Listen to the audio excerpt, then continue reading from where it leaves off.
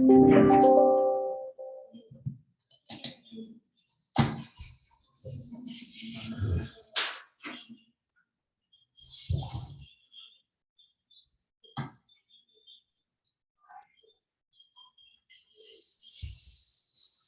변호사님 시작하셔도 될 것 같은데요. 네, 안녕하세요. 공청회 시작하도록 하겠습니다. 네, 지금부터 비영리 조직 건전성 제3자 평가 기준안 온라인 공청회를 시작하겠습니다. 아직 신청자분들이 다 들어오시지 않은 것 같은데 시간 관계상 일단 먼저 좀 진행을 해야 될 것 같습니다. 저는 오늘 사회를 맡은 법무법인 더함의 정순문 변호사라고 합니다. 공청회에 참여하시는 분들께서는 이제 원활한 소통을 위해서 가급적 카메라를 켜주시고요. 그 다음에 참여자명을 본인의 소속기관과 성명으로 변경해 주시면 감사하겠습니다. 먼저 공청회를 개최하게 된 배경에 대해서 말씀드리겠습니다. 오늘 공청회를 주최하는 비영리 조직 평가기준 제정위원회는 비영리 조직의 신뢰도를 더욱 향상시킬 목적으로 독립된 제3자에 의한 평가 기준을 만들기 위해 모인 민간 차원의 조직입니다. 우리나라의 비영리 조직은 그 어느 때보다 사회에서 중요한 역할을 하고 있습니다. 그리고 비영리 조직이 제대로 그 역할을 할 수 있는지 스스로 체크하고 검증하는 운동이나 연구도 다양한 단위에서 이루어지고 있습니다. 그렇지만 비영리 조직의 신뢰도를 제고하기 위해서는 비영리 조직 자체의 점검뿐만 아니라 독립된 제3자를 통해서 객관적 시각으로 평가를 받아보는 것도 필요한 시점이라고 할 수가 있고요. 외국에서도 이러한 사례가 많이 발견이 되고 있습니다. 그래서 저희 위원회는 비영리 조직에 대한 제3자 평가를 정부 주도가 아니라 민간 차원에서 추진하고자 결성이 되었는데요. 작년 8월부터 약 1년 동안 교수님, 변호사, 회계사님, 그리고 비영리 단체에 종사하는 현업 전문가분들 16명이 모여서 공개 초안을 완성을 하게 되었고, 아시는 것처럼 오늘 공청회에 앞서 지난 8월부터 각계각층으로부터 평가 기준안 공개 초안에 관해서 의견을 수렴하고 있습니다. 나아가 보다 다양한 의견을 청취하기 위해서 오늘 공청회를 개최하게 된 것입니다.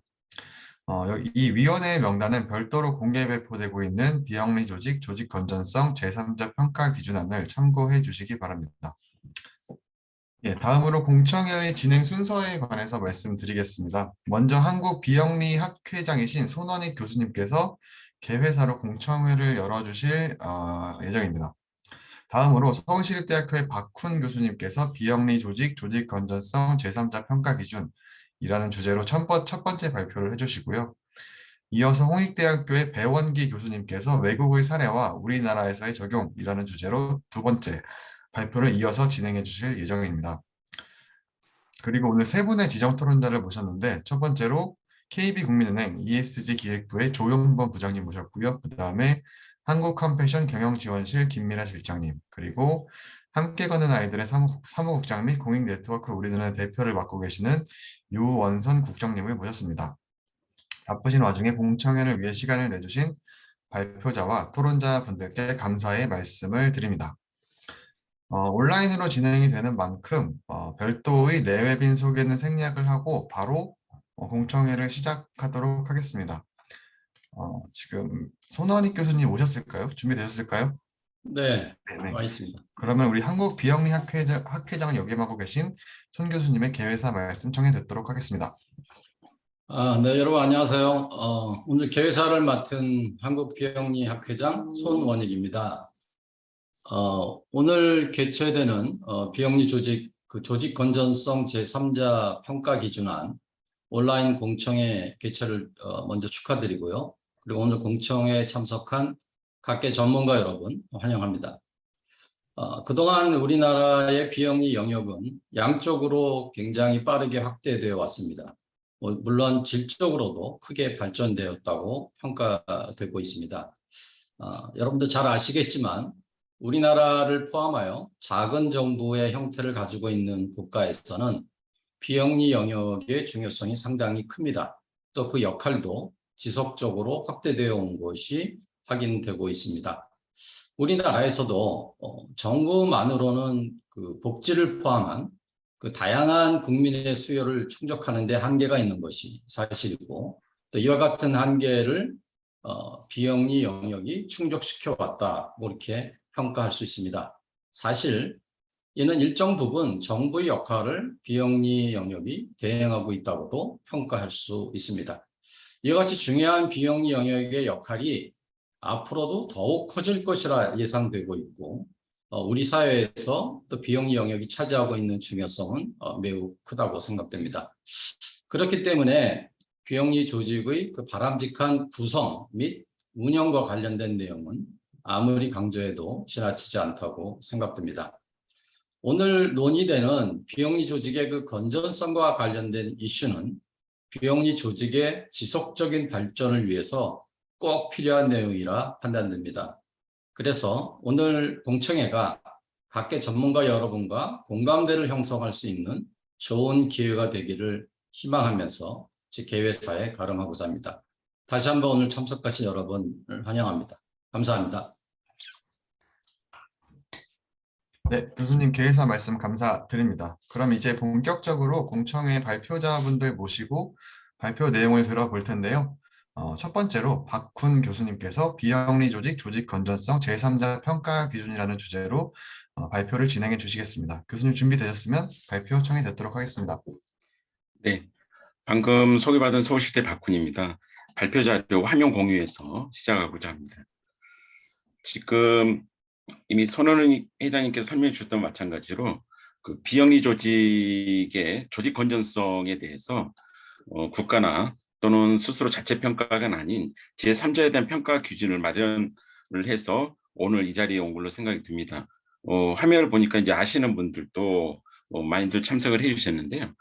지금 제가 그 66페이지 정도 그 전체 취합본 중에서 3에서 30페이지 정도, 그래서 27페이지 내 부분인데 13가지 항목으로 나눠서 간단간단히 설명을 드리고자 합니다. 사실 이 자료 부분은 모두 여기 참석하신 분들에게 풀텍스트 부분은 이 평가 관련된 기준은 드렸을 텐데요. 이거를 핵심 사항으로 전달하는 게 제가 맡은 부분이고요. 나머지 외국 사례하고 그다음 우리나라 적용 가능성은 우리 배홍기 교수님께서 해주시는 걸로 그렇게 되어 있습니다. 보시면 일단 무엇보다도 민관이고요. 저희가 여러 전문가들이 모이긴 했지만 제가 이제 공청회를 하기 위해서 갑작스럽게 연락을 받지 않습니까? 뭐지라고 할 수가 있어서 민간 주관인 거고 그 취지는 손은희 그 회장님께서 말씀드린 것과 마찬가지로 우리가 2020년 8월 1일 날 공개 초안을 제시를 해서 의견을 수렴한 바 있습니다. 그래서 뒷부분을 가시면 세밀하게 각 여러 평가 기준에 대해서 의견도 제시하신 것도 소개를 해놨는데요. 일단 이 재정위원회 자체가 평가기준 재정위원회라고 하는 부분이 어떻게 하면 비영리 조직이 좀 더 외부로부터 또는 자체적으로도 바로서에서 건전하게 됐는데 도움을 주고자 하는 것인데요. 오늘에서 여러 토론자가 있으신데 그게 다 반영을 해서 아마 이 공개 토론 이후에 보시면 그 비영리 조직 건전성에 대한 재사 평가 제도에 대한 것과 그리고 이제 여러 첨부 자료로서 기본 지표와 이제 세부 지표를 각각 기본 평가와 심화 평가 부분을 세밀하게 제시를 했습니다. 근데 그만 가지고는 알 수 없기 때문에 해설서 형태도 각각 기본 평가하고 심화 평가 기준으로 자세한 내용이 되어 있고 해설서 보는 워낙 내용이 많기 때문에 샘플로 대표적인 것만 말씀을 드리고 비교표의 경우에 있어서는 표로 되어 있는 부분을 소개하고자 합니다. 두 번째로 넘어와서 그러면 비영리 조직 조직 건전성 제3자 평가는 대체 뭐냐라고 하는 부분에 있어서는 결국 구성원이 스스로 한다고 해서 그 의미도 있긴 하겠지만 신뢰성이 떨어질 수도 있고 또 정부가 하는 경우에도 문제될 수 있어서 독립된 제3자이긴 한데 이거를 국가가 아닌 제3의 기구로서 평가를 해보겠다는 것입니다. 이제 미국이나 필리핀, 그 다음에 일본의 경우에는 상세 내용은 별도로 이 주에서 발표가 되긴 하는데 저희가 새롭게 제시한 것보다도 종전의 외국 사례 그리고 우리나라의 경우도 저희가 여기를 발표해서 자료를 전달하다 보니까 과거에 이러한 시도를 했던 그런 자료들도 소개해 준 분도 계시더라고요. 그래서 아주 새로운 건 아니지만 현 시점에는 좀 더 발전의 형태가 필요할 것 같다는 것 같고요. 그다음에 평가의 종류에는 기본과 심화평가가 나눴습니다. 기본평가라는 것은 굉장히 간편한 부분이어서 사실 저희가 어떻게 보면 평가에 따른 여러 가지 실비 상당의 비용이 발생할 수도 있습니다. 그래서 어떻게 보면 기본평가라는 것은 그것만 보더라도 자체평가도 할 수 있도록 사실 설계를 했던 거고요. 그래서 평가를 받을 수도 있고 그렇지 않고 이 자료를 통해서 오픈된 자료를 통해서 스스로 되돌아볼 수 있도록 그래서 이게 결국 저희가 평가 기준을 만들고 했던 게 수익 사업의 모델이 아니고 결국 공익 비영리 조직들이 기본적으로 해야 될 것들을 보여주고 스스로 평가를 해보고 제안되면서 제3자한테 심화 평가를 받는 구조로 되어 있기 때문에 기본 평가는 기본적으로 간단하게 그다음에 제출된 서류로서 평가할 수 있는 사항만을 뽑아놓은 겁니다. 심화 평가는 그래도 어느 정도 안정기에 들어서 어느 정도 규모가 있는 조직에 적용될 수 있는 부분이어서 기본과 심화는 물론날지도 저희가 준비하면서도 논의가 많이 돼 있었고요. 또 제3자께서 의견 주실 때도 이게 기본평가냐 심화평가냐 이런 부분도 논의가 좀 있었던 부분이기 때문에 약간의 변경 가능성이 있을 것 같습니다. 그래서 의견 수렴이 좀 필요한 부분이기도 하고요. 영역별로 보면 저희가 4가지 영역으로 나눴습니다. 거버넌스 이 부분을 이제 경영과 관리라는 부분이 좀 전달이 있지 않겠냐라고 해서 영역을 하나 제시를 했고 조직의 목적과 사업 부분 세 번째는 재정과 회계 및 모금 저는 주로 이제 세법 전문가이기 때문에 이쪽 부분 결국 돈이 들어가고 나가는 것에서 여러 가지 문제가 지적이 되고 있지 않습니까? 그래서 재정과 회계 및 모금에 관한 그런 부분을 대시고 있고요. 정보 공개와 외부 소통에 관한 부분도 또 하나 영역을 소개를 해놨습니다. 여러 가지 의견을 받다 보니까 정보 공개와 외부 소통의 부분에서 다양한 의견들이 존재를 하시더라고요. 그래서 기본 평가하고 심화 평가를 나눠서 일단 기본 지표가 있을 거고 그 다음에 이제 세부 지표로서 반드시 해야 될 것과 그 다음에 권장사항 이제 이러한 갈래를 하는 경우는 의견이 좀 다양할 것 같습니다. 그래서 적어도 비영리 조직의 경우는 이건 꼭 해야 된다. 그리고 좀 더 좋은 비영리 조직이 되기 위해서는 어떤 권장사항도 있을 거고 심화 같은 경우도 기본 지표에다가 결국 필수와 권장을 나눠서 결국에 가서 지금 지표수가 굉장히 많습니다. 그래서 여기에 관한 표를 말씀드릴 수 있을 것 같고요. 그렇다면 기본 지표라고 불리는 것들 그 경우를 보면 일단 거버넌스 부분입니다. 경영과 관리에 관한 부분일 텐데요. 여기를 보시면 이제 기본 평가하고 심화 평가 나눠볼 수 있는데 기본적인 거. 그래서 이 사단법인에 한해서는 정관에 따라서 사원총회를 적어도 1회 이상 실제로 개최하고 있느냐를 기본이라 할 수 있죠. 어떻게 보면 재단법인에 따라 사단법인의 경우는 사원의 모임이기 때문에 사원총회 를 할 수 있고 그 다음에 이사회라는 이름으로 대부분 그렇게 운영되고 있습니다만 운영에 됐든 정관에 따라서 하고 있는지 굉장히 거버넌스에 대한 기본적인 사항이 되겠죠. 감사의 역할이라든가 이해상충 그 다음에 법에서 따른 보정 문서 어떻게 처리하고 있는지 이게 이제 기본 지표로서 물어볼 수도 있고 이제 심화 평가로 넘어오게 되면 보기만 하시더라도 이게 단지 뭘 했느냐 안 했느냐가 아니라 세부적인 내용까지 들어갑니다. 그래서 이사들에 대해서 뭔가 그 조직의 정체성이나 여러 가지 것들을 오리엔테이션 하고 있는지, 그다음 이사 대표에 대해서 평가 지시를 하고 있는지, 물론 이런 고민이 있긴 합니다. 저희가 그 실은 이사나 대표이사가 해야 될 부분을 수준을 너무 높여 놓는 경우에 있어서는 사실 그 기준이 너무 높으면 그걸 지키지 못하는 것에 따른 문제가 있을 수도 있거든요. 그래서 저희가 평가 결과 너무 점수가 낮게 나와도 오히려 스스로 지금은 높게 이제 상대적으로는 높아질 수는 있지만 절대치를 높여놓으면 그 점수가 낮으면 해서 그게 평가 결과가 오히려 비영리 조직에 부정적으로 될 수가 있거든요. 그래서 권장사항과 필사항 부분은 저희 준비하는 입장에서도 좀 견해가 나뉘긴 했습니다.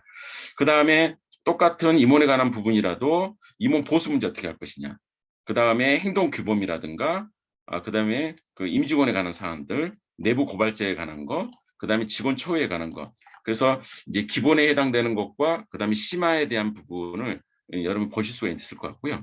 다음에 이제 조직의 목적과 사업, 지금 기본 지표에 관한 부분입니다. 왼쪽이 기본 평가고 오른쪽이 심화 평가를 볼 수 있는데요.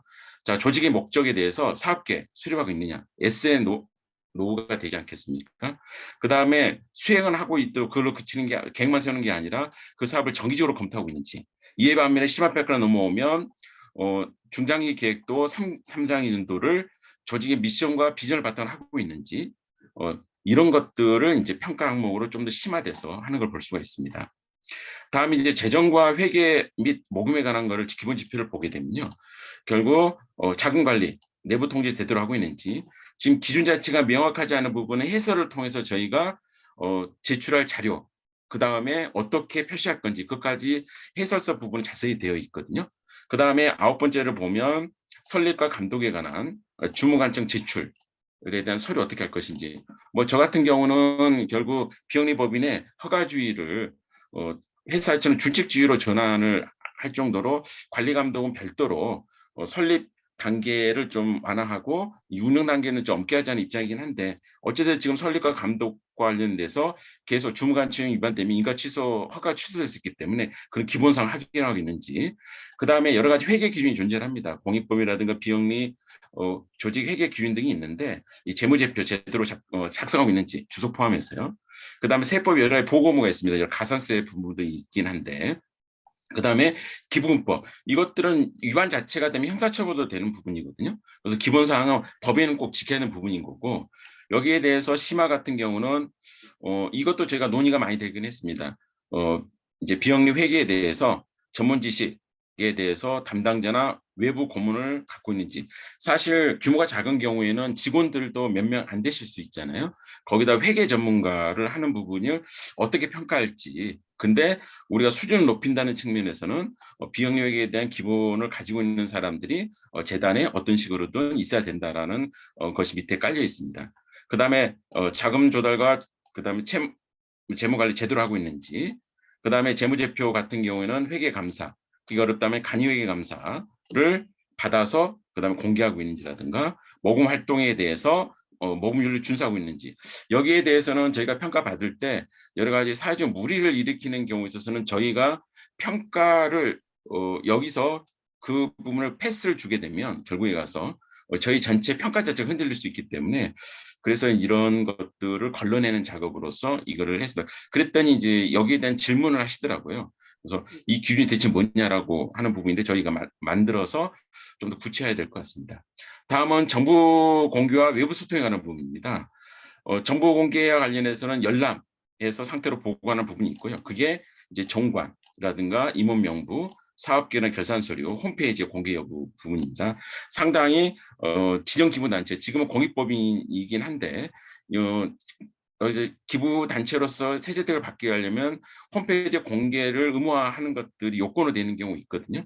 그래서 이제 법령사항이 있는 것이고, 그 다음에 기부자라든가 후원자와 관계에 있어서 사업성과 피드백 주고 있는지라든가, 그 다음에 개인정보 보호에 대한 규정, 왜 그러냐면 기부자에 대한 여러 정보를 담고 있기 때문에 취득 목적을 명시하고자 하는 것은 개인정보에 관한 부분이라고 볼 수 있겠습니다. 이건 꼭 지켜야 하는 부분이고요. 이에 반면에 좀 더 심화된 부분이 있으면 주요 활동의 연차 보고서라든가 사보고서 공개하고 있는지, 그 다음에 기본적으로 여러 가지 아까 말씀드린 공익법인, 종전의 지정기부단체 같은 경우에도 국세청이나 그다음 국민권익위원회 등 홈페이지 연결하도록 되어 있거든요. 그래서 외부로부터 불만사항 같은 경우는 이미 법에서 지정기부단체 등이 지정받기 위해서는 링크를 걸어놓고 행만 마찬가지로 외부로부터 요망이나 제한 불만에 대해서 적절히 대응하고 있는지, 그 다음에 여기에 따라 사업이나 조직 운영을 하고 있는지 이런 것들을 담고 있습니다. 그렇게 해서 지표에 대한 기본적인 사항을 기본 지표를 살펴봤고요. 여기에 대해서 제가 말씀드리긴 했는데 잘 모르겠다 하실 수 있지 않습니까? 그래서 해설서를 별도로 첨부해서 보냈습니다. 영역 1을 보시면 첫 번째 거버넌스에 관한 예시 부분입니다. 아까 정관에 따라서 사원총회를 1년에 1회 이상 실제로 개최하고 있는지에 관한 부분인데요. 왜 이걸 평가 항목으로 개요를 했는지, 그 다음에 평가를 어떻게 할 것인지 여기에 대한 것을 소개해놨습니다. 그러니까 재단법인이 아니라면 기본적으로 사단법인의 경우에서는 사원이 있을 거고, 그렇다면 임원회의에도 사원이 모인 사원총회가 있을 것이다. 그게 의사결정을 최종적으로 하는 의사결정 기관이거든요. 그래서 정관의 규정이 있을 거고 총회 개최되는지를 들여다볼 텐데, 그러려면 의사록도 봐야 되고 사업 명부 비치 여부를 가지고 평가, 판단을 하겠다. 취지와 평가 기준이 되어 있습니다. 그래서 이제 조직 법인격에 관한 부분이, 그러면 그 대상이 되는 게 뭐냐 대체.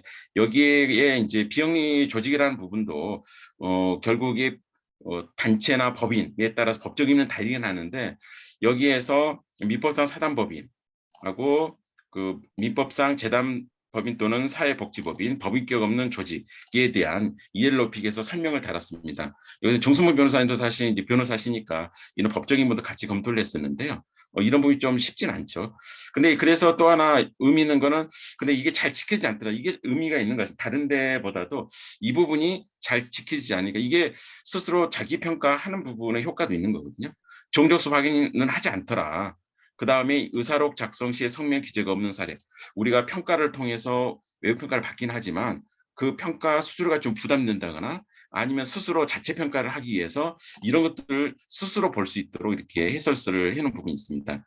그 다음에 정관의 섬이라든가 전자적 방법, 그 다음 표결에 관한 부분의 경우에 여러 가지 그 의결 방법에 대한 것도 달아놨습니다. 그렇다면 평가를 어떻게 할 것이냐? 이게 이제 평가를 실제로 받는 사람들이 의문시하잖아요. 요즘 학교 같은 경우는 중간고사 기간이라서 학생들은 수업 내용도 중요하지만 자기 점수 어떻게 나는지 굉장히 중요시 여기거든요. 지금 여기 오신 분들 평가를 받아볼까 하시는 분 같은 경우 점수 어떻게 주지 관심 있을 텐데 여기는 SN로 해서 기본적으로 점수하지는 않았습니다. S냐 No냐 여기는 특히나 기본평가의 경우는 개최했느냐 안 했느냐 반드시 요거는 체킹을 하도록 돼 있고 했으면 했고 안 했다 말했다는 거고 그 다음에 총회에 결의되거나 보고되고 있습니까라든가 정기총회 이사람 기록을 보관하고 있느냐 S인지 NO 그 다음에 사업 명부 비치 하고 있는지 등등 그래서 이걸 모두 통과해 S로 평정이 이루어지는 거고요. 여기는 이제 사단법인의 경우입니다. 그래서 이제 그 보기에서 전년도 총회 횟수라든가 회원수 이런 걸 기재하도록 해놓고 있습니다. 근데 이제 평가를 하려면 우리가 직접 현장 방문은 심화평가의 경우는 할 수도 있지만 보통 서류만 하기 때문에 정관이나 총회 회의록 같은 경우는 제출이 돼야 평가가 가능하기 때문에 근거되는 서류도 소개를 해놨습니다. 그 다음에 이제 그 심화평가는 좀 더 어려워지거든요. 아까 말했던 거는 했는지 안 했는지 확인하면 되지 않습니까? 그래서 마찬가지 구조에서 이제 이사들에 대해서 오리엔테이션이라든가 이사나 대표에 대한 평가 절차에 관한 부분이 심화평가 지표라고 말씀드렸지 않습니까? 그러면 여기 이제 개요 왜 이거를 물어보는지 판단이 어떻게 하는지 이건 자료로 가늠하도록 하고요. 참고사항 같은 경우는 이 부분이 상당히 외국에도 많이 참조가 됐습니다. 그래서 그것도 이제 레퍼런스를 달아놓은 거고요. 평가 지표의 경우를 들여다보면 이 부분이 정원 대비 70% 출석 유지하고 있느냐 이 부분 적어도 우려 보면 그 이사의 출석이 이렇게 높지는 않은 경우도 있거든요. 근데 이제 70% 정도 너무 낮춰놔도 우리가 어느 수준을 끌어올린다는 의미에서 보는 70% 아니면 정안되면 이사회가 스스로 정한 비율로도 하는 거고 오리엔테이션 교육체계 유무라든가 워크샵 그 다음에 정기적으로 조직 대표에 대한 평가 이 부분이 굉장히 민감한 부분입니다. 사실 이사회와 조직 대표에 관련해서 이런 부분에 그래서 권장 사항으로 해놓은 겁니다. 그래서 이게 필수냐 권장을 할지는 제가 논의가 좀 있었던 부분이고요. 권장 부분의 경우에는 정기적으로 개인 또는 그룹으로 성과를 평가하고 있느냐 이사들에 대해서 이것도 권장 사항으로 되어 있고 필수 부분은 반드시 통과해야 Y로 평정이 되고 있는 거고 이걸 평가하려면 근거 서류에서 출결사항이라든가 오랜 자료, 워크샵 자료, 대표평가라든가 이사평가를 제출받아야 여기에 제3자 평가 가능하다라고 할 수 있겠습니다. 여덟 번째는 앞에서 말했던 기본과 심화평가 말씀드렸던 거고요. 이런 평가 방법에 관련해서 이미 말씀드린 대로 점수 부여하지 않고 S냐 No냐 이렇게 통과 여부를 하는 거고 이제 레벨을 해서 기본 평가의 경우에 필수 부분이 통과되면 코어 레벨로 그다음에 심화 필수의 경우에는 필수함을 통과를 하면 어드밴스 레벨로 그다음에 이제 권장이라는 부분이 권장이라는 것까지 할 정도로 굉장히 좀 더 발전됐다면 권장이라면 이거는 하이 레벨 조직으로 불릴 수 있을 거다. 근데 이제 의견을 모아 보니까 야 너무 영어가 어렵다라는 하신 분이 있어가지고 베이직, 어드밴스, 마스터가 낫지 않느냐고 되어 있어서 이제 이런 견해도 있고 저희가 했던 거는 좀 색다르게 코어, 어드밴스, 하이로 종전의 평가가 좀 차별화되면서 이름을 좀 고민 끝에 이렇게 달아놨습니다. 이것도 여러 가지 의견을 들어서 결정해야 되는 상황이기도 합니다. 아홉 번째는 만약 평가를 받는다면 자 기본평가 시험을 받았다. 그러면 한 번으로 끝이냐 그게 아니라 3년로 해서 재평가 3년 주기로 이야기를 하고 있고요. 그 다음에 유효 중간 시점에서도 중간 모니터링 절차가 지낼 수 있다라는 부분도 저희가 자료로서 소개해놨습니다. 이제 10번째 부분인데요. 그러면 대체 지금 여기서 대상으로 하는 조직들이 무엇이냐라고 하면 각종 개별세법상 공익법인들, 근데 이제 제외되는 것들도 있습니다. 학교법인과 의료법인과 이제 정부나 지자체가 관련되는 경우에 있어서는 자체 시스템이 있거든요. 그래서 제외를 했는데 의견에 따라서는 여기도 좀 과학적으로 사고를 치더라. 그럼 여기도 평가를 받아서 할 필요가 있다면 이걸 문을 닫을 필요 없다라고 의견 주신 분도 있으시더라고요. 근데 저희는 여기서 평가를 내서 의미 있는 데를 좀 하려고 했던 거고요. 그래서 여기에 이제 평가 포함과 제외 부분이 좀 달리는 경우가 있긴 합니다. 그래서 두 가지 요건을 충족시킨 조직인데, 그다음 조직 운영과 결산 서류 등의 요건을 갖추고 있어야 저희가 평가가 가능한 것이고, 부정적으로 오류가 있지만 오보임을 증명하는 경우, 그러니까 저희도 부담스러운 게 있잖아요. 평가할 때 누가 보더라도 이상한다라는 조직을 저희를 바이패스 해가지고 저희가 도장을 꽉 찍어서 평가받은 걸 가지고 악용할 수 있기 때문에 그런 부담도 사실 있는 거죠.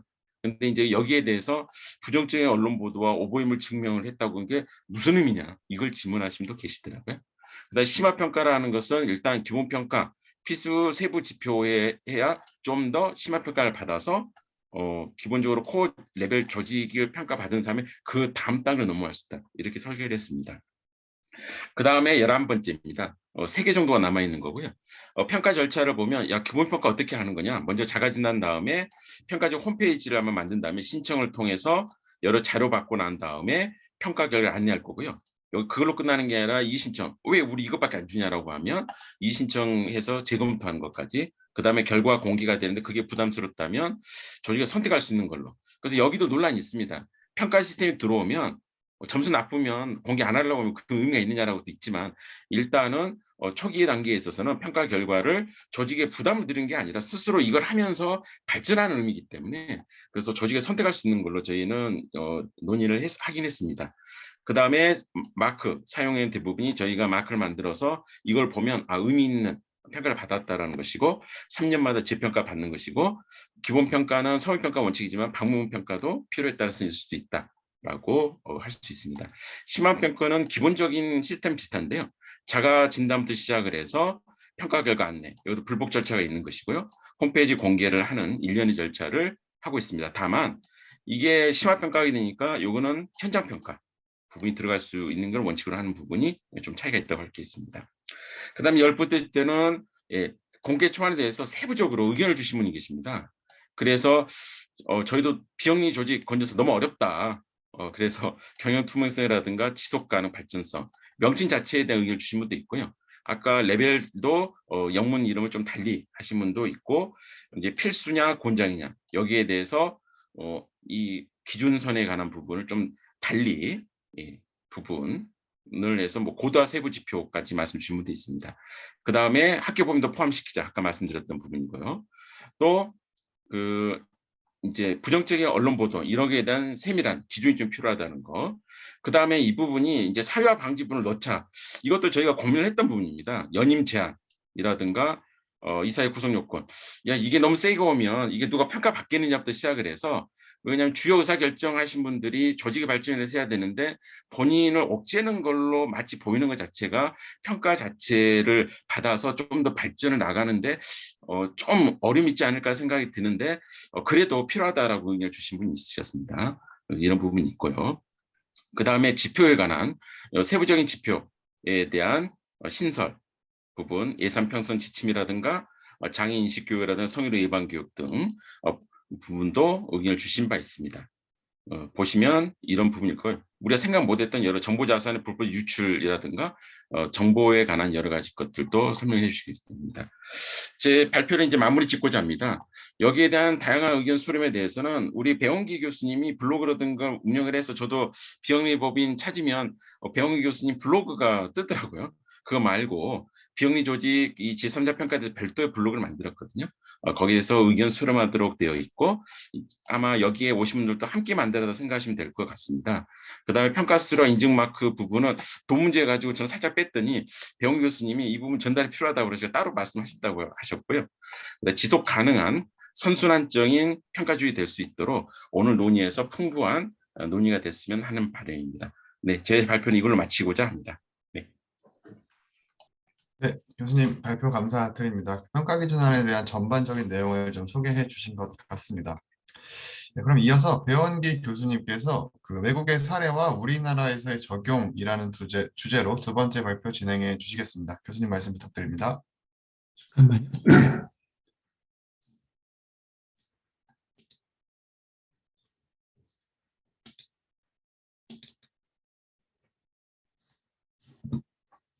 이 화면이 보이나요? 네, 잘 보입니다. 네. 잠깐만요.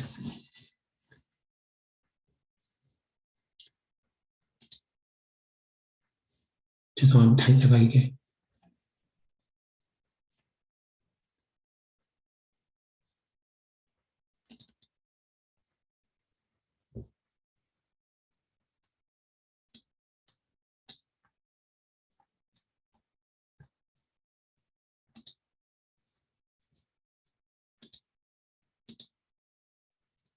네, 오늘 두 번째 발제를 담당하는 배원지입니다.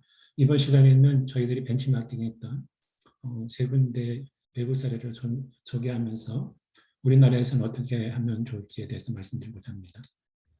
주제에 들어가기 전에 추진 배경을 좀 말씀드리면 이 슬라이드에서 보여주는 사진이 2021년 초에 제가 번역했던 미국 인디펜던트 섹터의 Principle for Good Governance and Ethical Practice라는 영문판하고 우리 한글판의 번역본 표지 사진입니다. 인디펜던트 섹터에서 가장 강조하는 것이 지배구조이고 특히 이제 비영리 조직들의 이사회 역할에 대해서 강조하고 있습니다. 그 한글판에는 인디펜던트 섹터가 제시하는 33개의 원칙 이외에 우리나라의 실정에 관한 논문과 외국의 비영리 단체의 인증에 관한 내용들을 이제 나눴는데 이 책을 읽어보신 분들이 우리나라에서도 이런 비영리 단체 인증 기구를 만들어서 비영리 단체를 도와주는 좋지 않겠냐는 의견을 주셔서 이 작업을 시작하게 됐고요.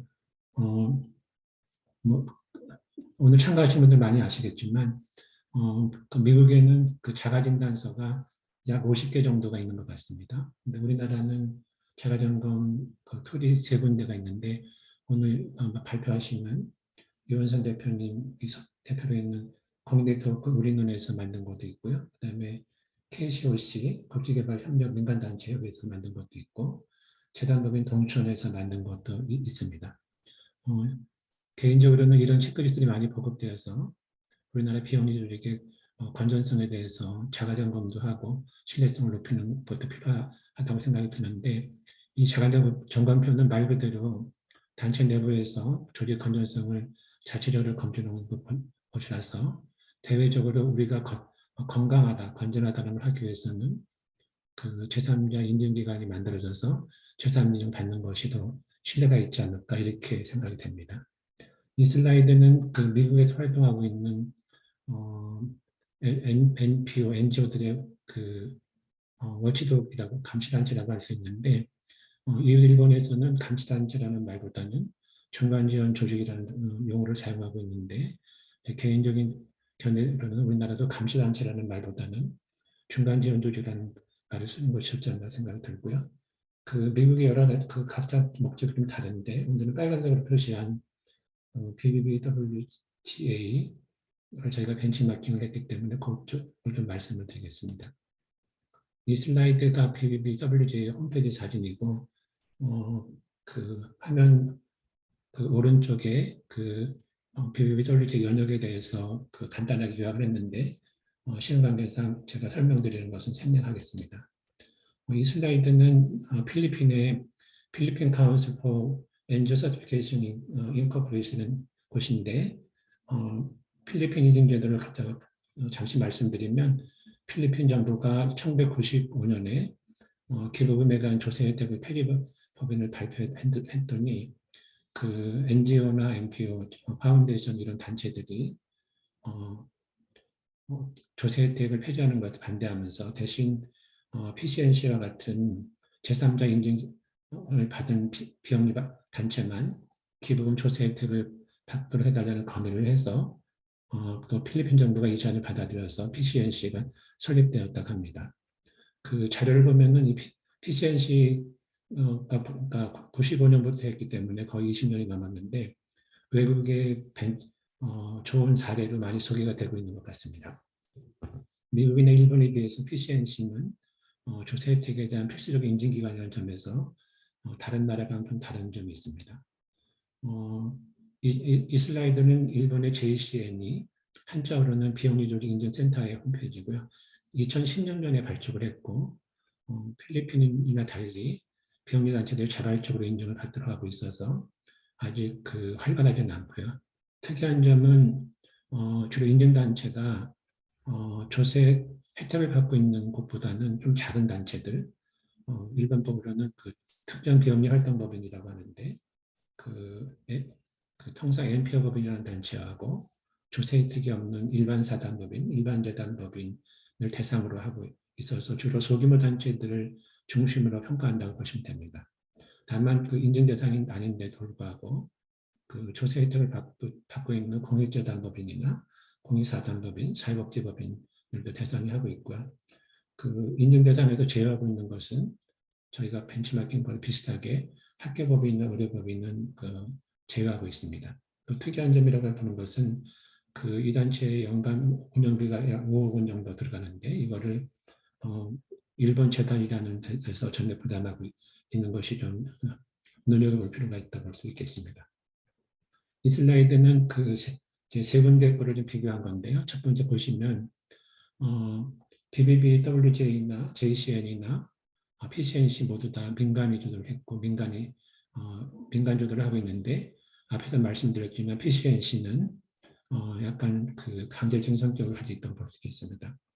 우리나라에서도 민간 주도형이 아니라 정부의 호소를 해서 법률을 만들어서 추진하면 확산 효과도 많이 있을 거라고 보긴 하지만 우리나라는 정치적으로도 좌파 우파 이렇게 나눠져 있어서 예를 들어서 이번 정부에서 이것을 추진하게 되면 좌파 측의 단체들이 이 사업을 경험시할 가능성도 없지 않기 때문에 그리고 정부 규제보다는 비영리 조직 자체적으로 추진하는 것이 좋다고 해도 시간이 걸린다고 하더라도 민간에서 추진하는 것이 더 좋다는 생각이 듭니다. 평가 대상 단체를 보게 되면 미국의 BBB는 모금 활동을 한 단체라고 되어 있어서 모금 활동이 없는 민간 단체, 예를 들어서 프라이빗 파운데이션은 제외하고 있습니다. 일본은 조금 전에 말씀드렸지만 주로 작은 단체들을 하고 있고요. 필리핀을 보면은 적격 기부 단체가 되는 단체를 대상으로 하고 있어서 저희들이 상경세법상의 공익법인을 일단 하고 있는 것으로 이렇게 해놨습니다. BBB나 PCNC는 1단계로 되어 있는데 일본이 베이직하고 굿 가버넌스 이렇게 두 가지로 되어 있습니다. 우리나라를 보면 약 9,800개 정도의 상경세법상의 공익법인이 있는데 이 중에서 한 7,500개가 규모가 작은 단체들이라서 이 규모가 작은 단체들에게 대규모 단체에게 적용할 수 있는 기준을 그대로 적용할 수 없어서 우리나라도 기본평가와 심화평가를 나눠서 하는 것이 좋다고 봤습니다. 평가 기준은 BBB가 20개, JCN이가 베이직 23개, 어드밴스가 27개로 있고 PCNC가 36개로 되어 있는데 박 교수님 발표대로 우리나라는 기본평가 15항목, 심화평가 12개로 했습니다. 처음에는 미국의 BBB의 20개를 가져오면 그냥 될 것 같았는데 들여다 볼수록 우리나라에 맞지 않는 것들이 많아서 이 세 개 나라 거를 모두 다 벤치마킹을 하고 또 우리나라의 기존에 있는 자가점검 것도 더 많이 벤치마킹을 해서 만들었다고 말씀을 드리고요. 이 평가 방식은 이 세 군데 모두 다 패스월 페일 방식을 채택하고 있는데 저희들도 그렇게 해야 되지 않을까 생각합니다. 우리나라 비영리단체 여러 관계자 분들이랑 그동안 몇 년 동안 의견들을 나눠봤는데 우리나라는 점수로 평가하게 되면 그 점수가 순위를 매기는 것처럼 생각을 해서 좀 불만들이 있어서 점수 평가보다는 패스월 페일 방식이 훨씬 더 바람직하지 않을까 이렇게 생각하고 있습니다. 평가 방식을 보면 BBB 미국은 3, 4명의 직원이 서면 평가만 하고 있고 방문 평가는 하지 않고 있습니다. 일본은 1차 배기 평가는 서면으로만 하고 2차 어드바이스는 방문 평가를 하고 있고 PCNC는 서면 방문 평가를 모두 하고 있습니다.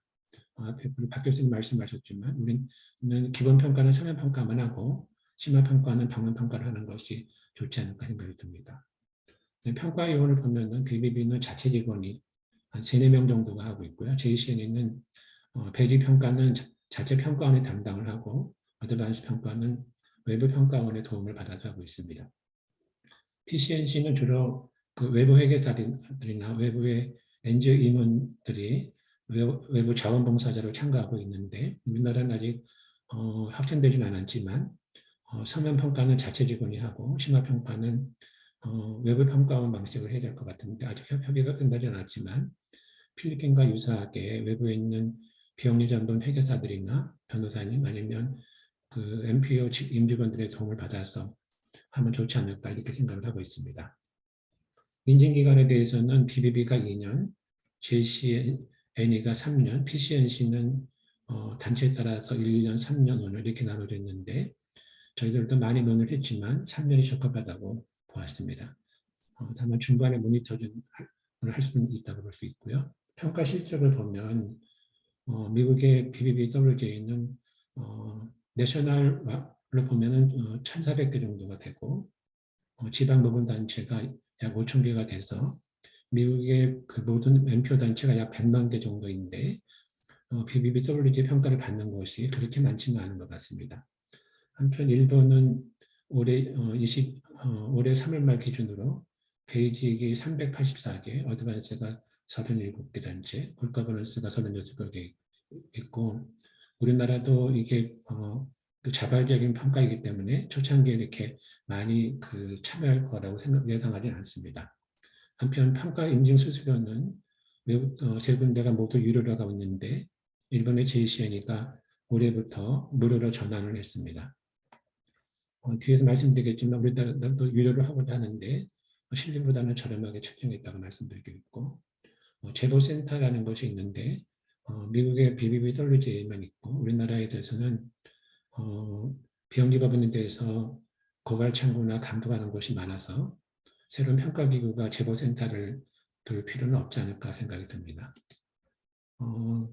오늘 참가한 분들 중에서 자선단체라든지 모금하는 곳 이외에 그 협회라든지 재단 이런 쪽만 있는데 사실 그분들은 오늘 말씀드리는 이 평가가 필요 없다고 볼 수도 있는데 이 그 슬라이드에 보여드리는 것은 미국의 그 파운데이션 센터 현재로는 그 가이드 스타랑 합병을 했던 캔디드라는 곳에서 그 운영하고 있는 글래시 포켓이라는 곳의 홈페이지인데 여기는 그 미국의 모금 활동을 활동하지 않는 재단 거의 대부분 프라이빗 파운데이션 이런 데들이 글래시 포켓에 대해서 여러 가지 자료를 제출하게 되면 이 글래시 포켓에서 정보 공개 수준에 따라서 3가지 마크를 부여하고 있는데 우리나라도 그 모금하지 않는 단체들의 경우에는 저희가 발표했던 평가보다는 이런 미국의 파운데이션 센터의 글래시 포켓과 같은 것을 적용하는 게 더 바람직할까 생각이 듭니다. 참고적으로 좀 뒤에서 말씀드리겠지만 우리나라의 가이드스타 코리아는 미국의 체리티 내비게이터와 유사한 그 평가를 하고 있는데 미국의 가이드스타는 이런 평가기구라고 보기보다는 정보 공개를 촉진하는 곳이라고 할 수 있는데 지금 캔디드를 보면은 캔디드 산하의 가이드스타는 그 모금 활동하는 그렇게 한정할 수는 없지만 일반 비영리법인들의 그 정보 공개에 대해서 공개를 어느 정도 하는 것에 따라서 그 등급별로 이렇게 마크를 부여하고 그다음에 그 글래스 포켓은 재단에 대해서 공개 정도에 따라서 그 마크를 부여하는 것이 우리나라랑 좀 차이가 있는 것 같습니다.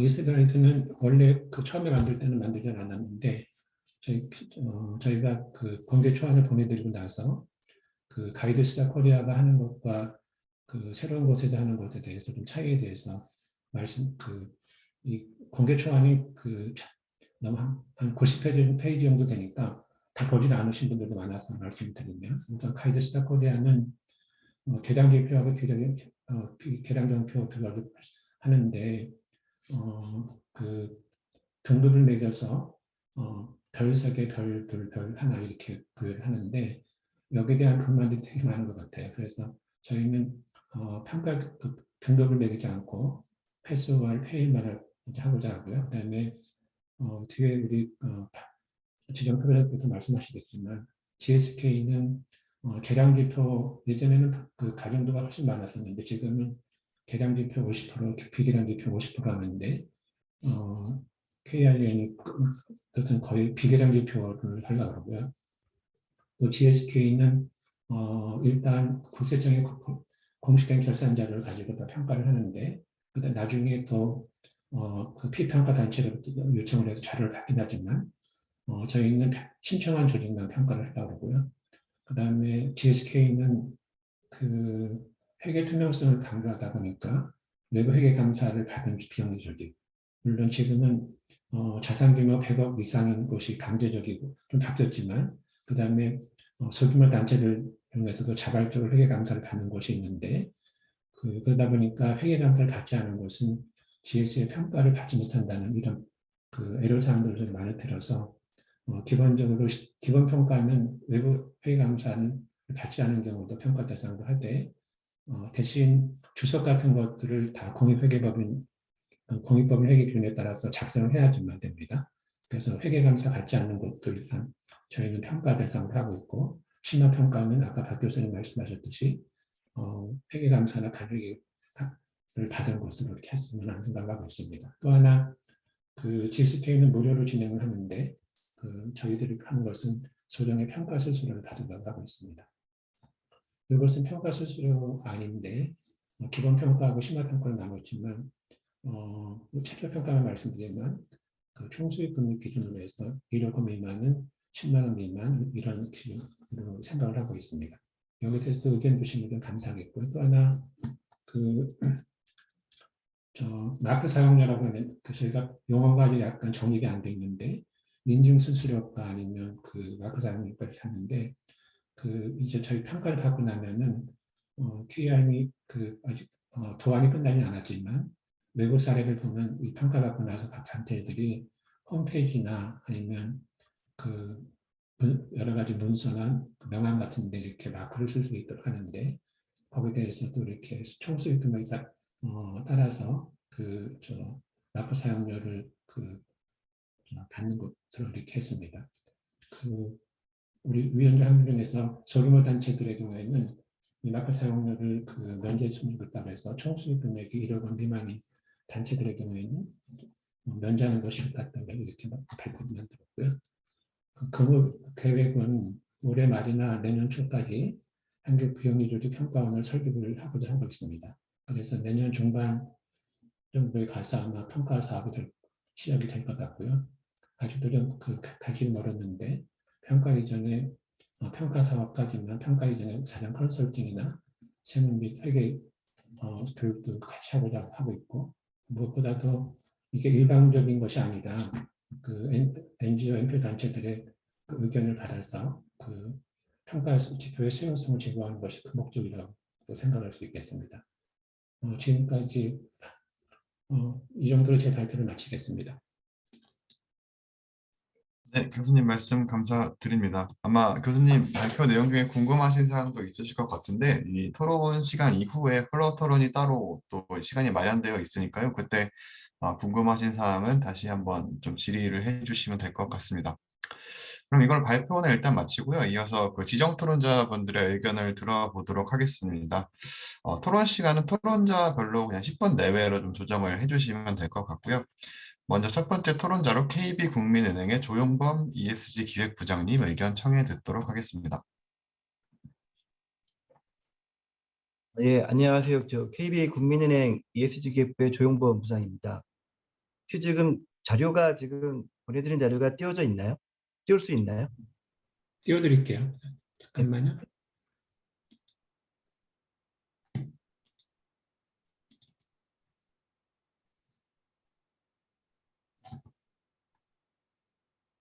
부장님 말씀하시면 돼요. 예, 지금 저희가 그 앞에 두 교수님 발표하신 부분에 대한 부분 포함해서 같이 좀 발표를 드리겠습니다. 먼저 그 박훈 교수님이 말씀하신 내용 좀 들어보니까 앞으로 이제 그 비영리 조직에 대한 좀 여러 가지 좀 투명성이라든가 건전성 부분들이 많이 향상될 걸로 좀 기대가 되는 부분이 있고요. 아울러서 좀 이러한 뭐 제3자 평가 기준들이 비영리 조직에 보다 많이 좀 확대가 돼서 기업이 어쨌든 기부금을 통해서 하는 부분들이 보다 활성화될 수 있는 계기가 됐으면 좋을 것 같고요. 일단 이제 배 교수님이 외국 사례하고 이제 국내 적용 여부를 말씀하셨는데 아직은 우리나라가 좀 그 비영리 조직에 대한 건전성 평가 부분이 외국에 비하면 좀 부족하다는 느낌이 좀 들었고요. 좀 향후 이런 부분들이 좀 개선될 여지가 많이 필요하다고 좀 판단이 됩니다. 저희가 이제 실제 뭐 뒤에서 말씀드리겠지만 저희가 이제 이런 여러 가지 사회공헌 사업을 하다 보면 좀 비영리 조직에 대한 좀 규모에 따라서 어느 정도 건전성에 대한 수준 정도 차이가 좀 있는 거로 보여지긴 하는데 객관적인 평가 기준을 통한 그런 부분이 없었기 때문에 사실 저희가 이제 실무적으로 좀 체감하는 정도 수준이지만 이런 부분들이 앞으로 정착한다라고 하면 여러 가지로 좀 나아질 것 같습니다. 화면 넘어갈 수 있을까요? 바로 3페이지 부탁드리겠습니다. 먼저 저희가 국민은행에서 좀 사회적 책임 활동으로 진행되는 부분을 먼저 간략히 말씀을 좀 먼저 드리겠습니다. 저희가 이런 사회공헌 활동을 제가 물론 오래전서부터 국민은행 해왔었지만 2018년도부터 좀 대표 사회공헌 사업을 청소년에 대한 좀 교육 사업 위주로 좀 진행을 해왔었고요.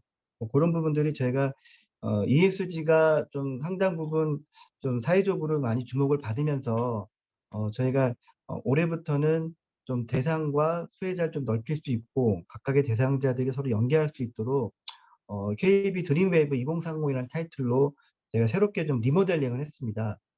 제가 목표로는 2030년까지 좀 누적 수혜자가 한 30만 명 달성 목표를 하고 있고요. 추진 방향 보시는 것처럼 저희가 대표 사회공헌 사업은 이제 미취학서부터 대학생까지 학년별로 저희가 필요한 맞춤형 프로그램을 좀 지원하고 있습니다.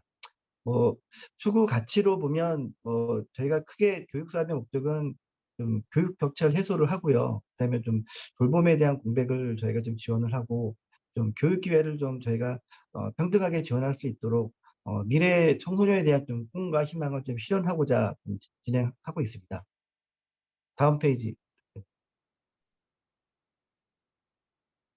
주요 사업을 크게 저희가 좀 세 가지로 좀 분류를 해서 진행하고 있는데요. 이 각각의 사업 다 나와 있기는 하는데 저희가 다 말씀드리기는 시간 관계상 좀 제약이 있을 것 같고요. 학습 멘토링 중에 가장 대표적인 KB 라스쿨을 좀 설명을 드리겠습니다. 요거는 뭐 다른 사업하고 다르게 이제 코로나 시기에 좀 교육의 기회가 많지 않은 좀 취약계층을 대상으로 저희가 만드는 프로그램입니다. 예를 들면 학교를 직접 코로나 시기에 갈 수 없는 상황에서 이제 비대면 교육을 하다 보니까 아무래도 상대적으로 좀 경제적으로 어려운 계층에 있는 학생들은 좀 그런 부분에 대해서 교육의 기회가 좀 부족하다고 판단을 해서 저희가 영어하고 수학 두 과목에 대해서 어느 정도 좀 학원 강사 중에서도 좀 유명한 분들을 온라인으로 교육하는 프로그램이고요. 이 교육만 해서는 사실 좀 전달력의 한계가 좀 있기 때문에 대상 학생들을 좀 선발할 때 어느 정도 학습 의지가 있는 학생들 선발을 해서 저희가 멘토를 별도로 좀 지정을 했습니다. 1대1 멘토까지는 좀 어렵고 한 사람의 멘토 대학생들이 3명에서 한 4명 정도 그래서 쭉 저희가 지금까지 운영을 하고 있는데 아무래도 좀 학습에 대한 의지가 있는 아이들을 대상으로 멘토를 붙여서 하다 보니까 코로나 시기 어쨌든 교육의 기회가 조금 적었던 학생들한테는 어느 정도 좀 기여를 하고 있는 좀 사업입니다. 다음 이제 진로 멘토링 부분인데요. 여기 보시면 It's Your Life라고 되어 있는데 저희는 실제로가 IT Your Life라고 합니다. 무슨 얘기냐면 어, 대학 전공자 중에서 좀 IT를 전공한 했거나 졸업을 일단 예정인 학생들 대상으로 요 학생들한테 저희가 좀 IT를 실제로 취업하기에 좀 적합한 교육을 좀 시켜서 요런 아이들이 학교에서 물론 전공을 했지만 좀 사회에 좀 그 관련된 전문 취업을 하기에 좀 도움이 될 수 있는 학생들 선발을 해서 1 년에 한 50 명씩 100 명, 사실 올 초에 처음 시작한 사업인데요. 그동안 저희가 좀 대학생 사업이 없었습니다. 저희가 좀 IT와 관련된 좀 교육을 시켜서 학생들이 보다 좀 취업에 도움이 될 수 있는 좀 프로그램이고요. 지원 사업 중에는 제가 작은 도서관 하나 말씀드리겠습니다. 가운데 사진에 보시면 도서관이 하나 보이실 텐데요. 이게 저희가 어 100 번째 도서관입니다. 아 서산 쪽에 있는 면 소재 지역인데 운산면인데요.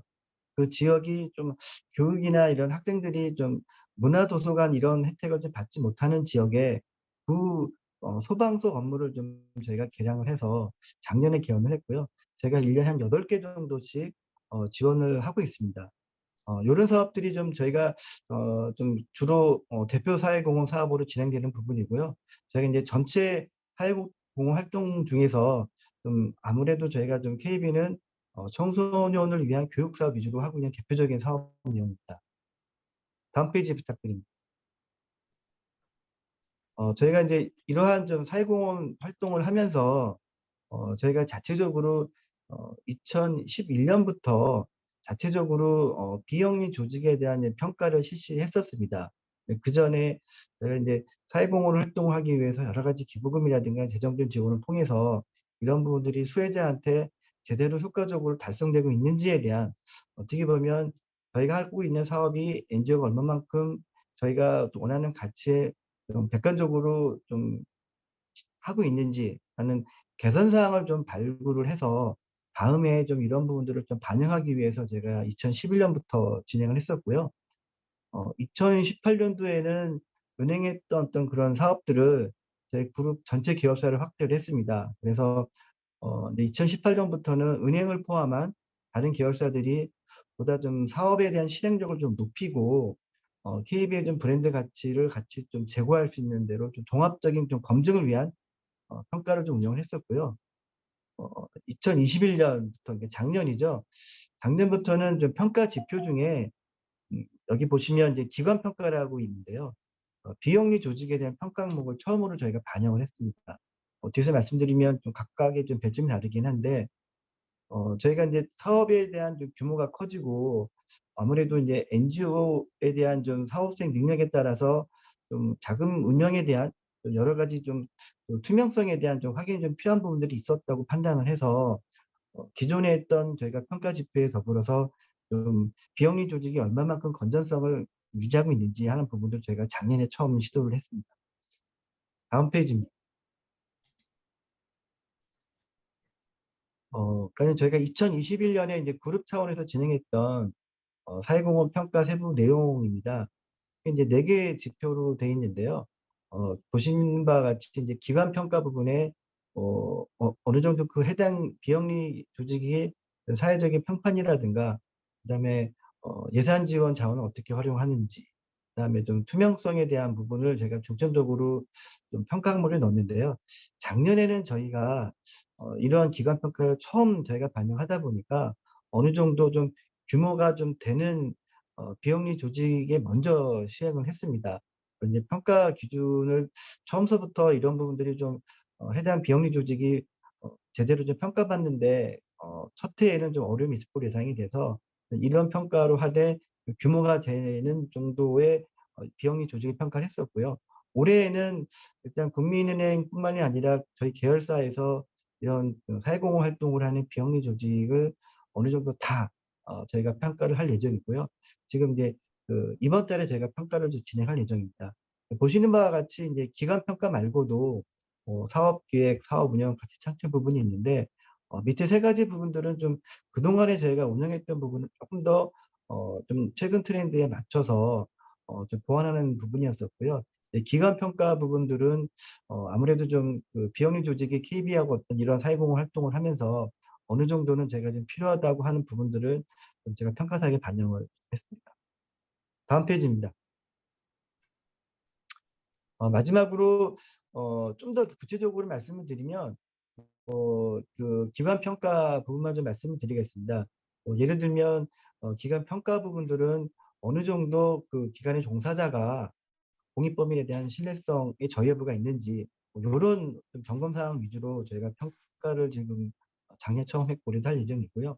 그다음에는 어떻게 보면 기관 평가의 가장 핵심 부분은 좀 회계적인 투명성, 재무적인 안정성이 얼마만큼 조직에 반영이 됐고 그에 따라 운영을 하고 있는지 이 부분을 저희가 좀 중점적으로 좀 반영을 하고자 했었습니다. 나머지 부분들은 뭐 기존에 했던 부분들을 좀 더 고도화한 부분이고요. 앞에 말씀드린 것처럼 좀 이런 좀 비영리 조직의 건전성이나 좀 재무적인 회계적인 투명성이 오히려 확보가 될 때 좀 기업들이 오히려 사회의 어떤 그런 환원 차원에서의 기부금 활동이 좀 더 활성화될 수 있는 계기가 될 거로 생각이 들고요. 어느 정도는 이런 부분들이 이제 국내에도 좀 이게 그 기업들이 어떤 사회적인 참여를 유인하는 데 효과가 좀 있지 않을까 이렇게 판단이 듭니다. 이상 좀 KB 국민형 사례를 말씀드렸고요. 발표를 마치겠습니다. 네, 관장님 의견 감사드립니다. 이제 두 번째 토론자 모실 텐데요. 그 한국 컴패션의 김미라 경영지원실장님 의견 청해 들어보도록 하겠습니다. 안녕하세요. 한국 컴패션의 김미라입니다. 자료 공유하겠습니다.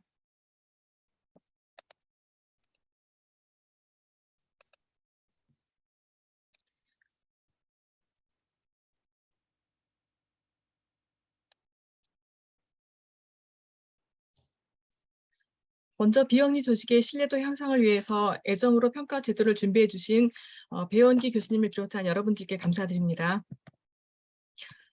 아시듯이 단체들과 그리고 협회나 지원기관들을 중심으로 투명성과 전전한 조직 운영을 위해서 신뢰도를 향상시키고자 노력하는 노력들은 지속적으로 되어 왔습니다. 저희 기관도 277개 정도의 항목으로 주무관청 관점의 셀프 체크리스트를 만든 바 있고요. 또 배원기 교수님께서 앞서 소개하신 세 곳의 단체 위에도 2019년 한국자선단체협의회에서 만든 셀프 체크리스트, 그리고 2017년 3.1회계법인에서 만들어 배포한 셀프 체크리스트들이 있었으나 아직까지 인증 제도로서 활용되고 있지는 않았습니다. 말씀대로 자체 점검에 더불어서 제3자의 객관적인 신뢰도 있는 평가는 필요하다고 생각합니다. 배 교수님께서 앞서 비교하신 가이드스타의 경우에는 특정 재무회계 영역에 가중이 되어 있는 부분이 아쉬웠었는데요. 사실 재무회계 영역은 책무성에 있어서 너무나도 기본적인 기본의 영역이라고 생각하고 조직의 건전성은 재무회계 영역뿐 아니라 전반적인 운영을 포함해야 한다고 생각합니다. 평가제도의 방향과 제도에 관한 전반적 의견을 드리고 싶습니다. 준비해 주신 많은 제도들, 지표들 잘 보았는데요. 지표보다도 먼저 뚜렷한 철학과 기준, 그리고 그 우선순위에 따른 방향성과 단계별 로드맵이 가장 중요하지 않을까 생각됩니다. 이미 이 평가원과 평가 제도를 준비하시면서 지나온 과정 중에서 이미 알고 계시고 많은 고심을 하셨고 또 이미 많은 부분이 준비되었을 수 있지만 이 기회를 통하여서 다시 한번 제도의 방향성에 대하여 첨언을 드리고 싶습니다. 박 교수님께서 비영리 조직의 신뢰도를 향상시키기 위한 목적으로 평가원을 목적을 말씀하셨는데 조금 전에 말씀드린 대로 지표 이전에 조금 더 기준과 철학이 먼저 정립이 되고 그에 따른 우선순위 그리고 그에 따른 장단기 로드맵이 있다면 지표가 다듬어지는 것은 그리 어려운 일이 아니라고 생각합니다. 먼저 소규모 단체를 포함한 전반적인 비영리 조직의 건전성을 선도하는 지침으로서 이 제도가 활용되길 원한다면 그 방향성이 있다면 그렇다면 단체 규모를 기준으로 평가 기준 자체를 달리하는 방안도 있을 수 있다고 생각합니다. 어떻게 설명을 하더라도 평가 등급이 나뉘어지고 구분된 이상 서열적인 느낌을 벗어나기는 어렵습니다. 작은 단체일 경우에 사업을 너무나 잘하고 있음에도 불구하고 리소스의 한계로 평가 기준을 충족시키기 어려울 수도 있고 그 때문에 저평가되어 다시 그것이 모금에 영향을 미치는 그런 악순환들이 발생되지 않아야 할 것입니다. 또는 소규모 단체의 이런 전반적인 발전을 위해서는 평가원이 평가와 더불어 중간 지원 조직으로서의 지켜줄 수 있는 역할도 해야 할 것입니다. 방향이 잠재 기부자 또는 기부자의 선택 지표로서의 역할이라면 기부자가 정말 알고 싶은 것이 무엇인지 그 기부자 관점의 지표가 고려되어야 할 것입니다. 또한 평가 결과와 지표가 일반인 기부자들이 볼 때 내용 그리고 형식에 있어서 직관적으로 이해하고 어렵지 않도록 기부자 프렌들리하게 배려되어야 할 것입니다. 현 정부의 국정과제 중 하나가 비영리 투명성 강화하고 국세청에 이미 비영리 전담센터가 있어서 비영리 조직을 주시하고 있다는 이야기를 들었습니다. 실제로 올 여름 이후에 많은 단체들이 국세청으로부터 자료 소명에 대한 요청을 받은 바 있습니다. 비영리 조직들의 오래된 고충 중에 하나는 통일되지 않은 정부 각 주무부처의 요청에 같은 내용으로 2중, 3중으로 관리를 받고 보고를 하는 것이었습니다. 아직까지 구체화된 바는 전혀 없으나 정부 주도의 또 다른 평가제도 또는 다른 관리기관이 생긴다 할 때 본평가원과 본평가제도와 중복 또는 상충이 되지 않을지 우려가 되기도 합니다. 바라기는 이 평가원에서 평가되는 항목은 주무관청, 정부에서 점검할 때 면제되는 대체 인증서로 작용될 수 있다면 더욱 좋을 것 같고 이 부분에서의 평가원의 노력 또한 기울여 주시면 감사하겠습니다. 컴플라이언스가 건전성의 중심인 방향이라고 본다면 지표 설정 이전에 개정이 필요한 법에 대한 검토가 선행된 후에 그 지표는 배제되거나 배제되어야 한다고 생각합니다. 그렇지 않으면 수정되어야 할 법의 내용이 오히려 정답으로서 대중들을 미스리딩함으로 비영리 조직의 발전을 저해할 수 있다고 봅니다. 지금까지 많은 우리나라에 현존하는 여러 툴들이 자가점검 툴들이 컴플라이언스 쪽에 많이 치우쳐 있는 것이 사실입니다. 컴플라이언스가 중요하긴 하나 전반적인 종합적인 검토가 필요하다고 생각되는데 개별법의 관점이 반드시 건전성에 필요한 항목인지 검토가 필요합니다. 예를 들어서 조세 관점으로 만들어진 세법의 항목을 준수하였냐 안 하였느냐가 건전성과 얼마나 관련성이 있는가 하는 것입니다. 또한 컴플라이언스 지표는 비영리 유형별로 규모별로 구분 적용이 되어야 될 필요가 있습니다. 재단법인 동천이 그런 구분에 있어서 좋은 참고 사례가 된다고 생각합니다. 그리고 컴플라이언스를 넘어서서 사실상 건전한 조직 운영을 위한 핵심은 내부 통제 기능이라고 생각합니다. 사명으로 만들어진 미션 조직으로서의 비영리 조직이라고 해도 운영에 있어서 주요 의사결정과 프로세스에 있어서 거버넌스가 있어야 하고 재무회계 분야의 거버넌스뿐 아니라 각 영역별로 내부 통제 프로세스가 잘 갖추어져야 합니다. 특히 구매 및 외주 계약 등의 프로세스가 중요한데 이 부분에 대한 지표의 보완이 필요해 보입니다. 이 밖에 평가 운영에 대한 제안을 드리자면 이미 다 생각하고 계시는 부분이라고 생각이 들지만 평가원이 비영리 조직의 신뢰성 향상이라는 큰 공익 목적을 달성하기 위해서는 다각도의 재원 마련이 필요하다고 생각됩니다. 평가 수수료가 단체 입장에서는 매우 부담스러운 비용이고 특히 후원금, 기부금으로 지출해야 되는 비용이기 때문에 매우 신중함을 요하는 비용입니다. 또한 초기 아직 평가원의 권위가 인정되지 않은 상태에서 자발적인 참여가 매우 어려울 것으로 생각되는데 평가원이 공익 목적의 단체라면 수수료가 아닌 오히려 회비 또는 기부금 또는 재단의 지원금으로 또는 정부의 보조금으로라도 충당될 수 있는 부분이 충분히 고려될 수 있다고 생각합니다. 또한 평가에 있어서 매우 기본적인 요소인 독립성과 투명성이 확보되고 평가자와 평가받는 단체 간의 이해 상충이 없어야 된다고 생각합니다. 과거 어느 사례에서 심사위원이 평가받는 단체 이사였던 경우를 본 적이 있습니다. 처음에 교수님께서 이미 해설서에 대해서 소개를 해주셨지만 지표 적용에 관해서 또한 해설의 세부 밑단까지도 항목 하나하나의 세부 지침까지도 충분히 이해하고 적용할 수 있도록 해설서를 제공하여 주는 것이 필요하다고 생각합니다. 현재 점검 툴 중에서는 KCOC가 좋은 참고 자료가 된다고 생각합니다. 다음에 평가 지표에 대한 구체적인 의견을 드리고 싶은데요. 이 부분은 기존에 이미 받은 피드백과 또 다른 토론자분께서 말씀하신 부분은 다양한 의견을 드리기 위하여 가급적 중복 배제하는 것으로 의견을 드렸습니다. 첫 번째 영역인 거버넌스 부분에서 기본 세부 2.3 항목에 보면 정관에서 정하는 대로 이사회가 개최되는지를 지표로 보았는데 개최되고 있는지 여부보다는 정관에서 법령에 정한 대로 연이해 이상의 횟수로 개최되어야 한다는 사실이 정해져 있는지 그리고 그것이 먼저 정해진 다음에 정한 대로 개최되는지가 더 중요하다고 생각합니다. 기본 심화 세부 1.3 항목에서 이사회 워크숍에 대해서 언급하셨는데 워크숍의 형태는 매우 다양해서 거기에 대한 구체적인 설명이 더 필요하다고 생각합니다. 심화 세부 1.5 항목에서 이사회의 성과에 대해 언급하셨는데 성과라는 개념을 구체적으로 어떻게 정리할지 필요하고 이 성과의 개념을 조직 자체의 판단으로 두고 단지 평가를 하였느냐 안 하였느냐 유무만 판단할 것인지 아니면 그 세부 항목까지도 평가의 항목을 넣을 것인지가 정리되면 좋겠습니다. 심화 2 항목에 여러 번 언급된 임원이라는 명칭이 있습니다. 이 임원이라는 명칭은 법령에서 정할 때는 이사와 감사를 임원으로 한다라는 조항이 있는데 법령에 정한 대로의 이사와 감사를 의미하는 것인지 아니면 운영위원회와 자체적인 직위, 조직 내 리더십을 지칭하는 임원인지 거기에 대한 규정이 필요합니다. 거버넌스 항목 중에서 조금 더 보완되었으면 하는 항목이 있는데 이사회 구성 관련한 항목입니다. 이미 이전에 피드백에서도 동일한 내용이 올라온 것으로 보았습니다.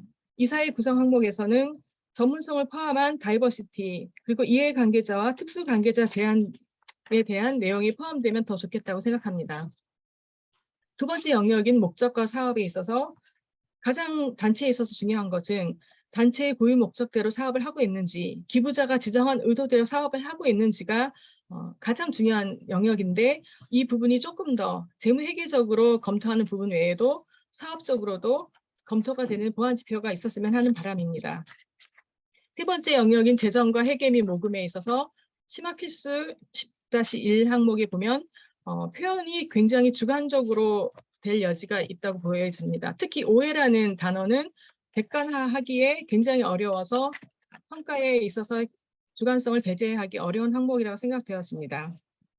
심화 세부 10.4 항목에 보면은 기부자의 개인정보에 대해서 언급하셨는데 매우 중요한 항목이긴 하나 재정과 회계 및 모금 영역에 넣는 것이 아니라 오히려 뒷부분에 정보 공개와 소통 영역의 지표 15에 통합하여 보이는 것이 더 분명하여 보이고 또 이 개인정보 보호 부분은 조금 더 추가 지표의 설정이 필요해 보입니다. 예를 들어서 개인정보 파기에 관한 지표는 매우 중요한데 그런 부분들이 포함되는 것이 좋겠다고 생각합니다. 나눠주신 4가지 영역 외에 특별히 보이지 않는 항목이 있었는데요. 특별히 보이지 않았던 영역이 기부자 서비스 항목이었습니다. 기부자는 단체의 고유 목적과 미션을 수행하기 위한 가장 중요한 파트너이고 섬겨야 할 대상인데 기부자 서비스 항목에 대한 지표가 보이지 않았습니다. 물론 마지막 정보와 공개 소통 항목의 심화 지표 12에 외부라는 곳에 포함하였다고 보여지나 기부자는 통칭된 외부에 통합되지 않고 별도로 구분하여 보이는 것이 더 바람직하지 않을까 생각해 보았습니다. 네 번째 영역인 정보 공개와 소통에 있어서 기본 세부 항목 13.3 항에 보면 홈페이지에 주요 규정의 항목을 공개하도록 필수사항으로 되어 있는데 단체 내부의 운영상 대외 성격의 규정들이 공공기관조차 공개하지 않는 항목들이 있는데 어떤 항목들을 특정하여 공개해야 되는지도 없고 또 이것이 반드시 홈페이지에 공개되어야 되는지 평가가 될 때 제출되어서 평가되어야 될 항목은 아닌지 재검토가 필요합니다. 심화 세부 11.2에서 11.4 항목 이 항목들은 모두가 매우 주관적으로 표현되어 있어서 주관적 판단에 최소화해야 될 항목으로 보여집니다.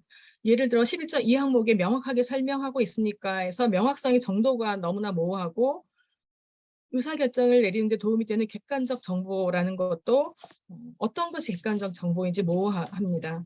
특정이 되어야 객관적인 평가가 가능한 부분이라 생각합니다. 마찬가지로 11.4 항목에 불만족스러운 성과에 대해서 정직하고 편견 없이라고 표현하였는데 이 또한 어떤 것이 편견 없이라고 보여질 수 있을지 주관적인 평가로 될 수밖에 없다는 생각이 듭니다. 주관적인 평가는 모든 부분에 있어서 최소화할 수 있도록 객관적인 표현, 객관적인 기준을 정해졌으면 좋겠다는 생각이 듭니다. 마지막으로 11.5 항목에 있어서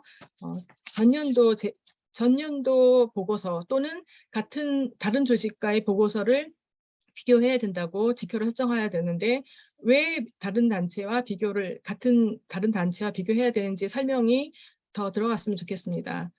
다른 조직과 객관적 비교를 위해서는 여러 가지 전제 조건이 동일해야 되고 충분한 이해가 선제되어야 하는데 과연 애플 투 애플의 비교가 될지 고민이 됩니다.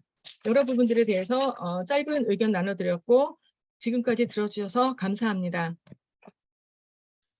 네, 김미려 실장님께서 이제 평가 기준과 관련해서 방향성부터 개별 지표까지 다양한 의견들 전해주셨습니다. 이어서 마지막 토론자로 함께 걷는 아이들의 유원선 사무국장님 모시고 의견 청해 듣겠습니다. 네, 안녕하세요. 소개받은 함께 걷는 아이들의 유원선입니다. 자료 공유하면서 의견 드리도록 하겠습니다.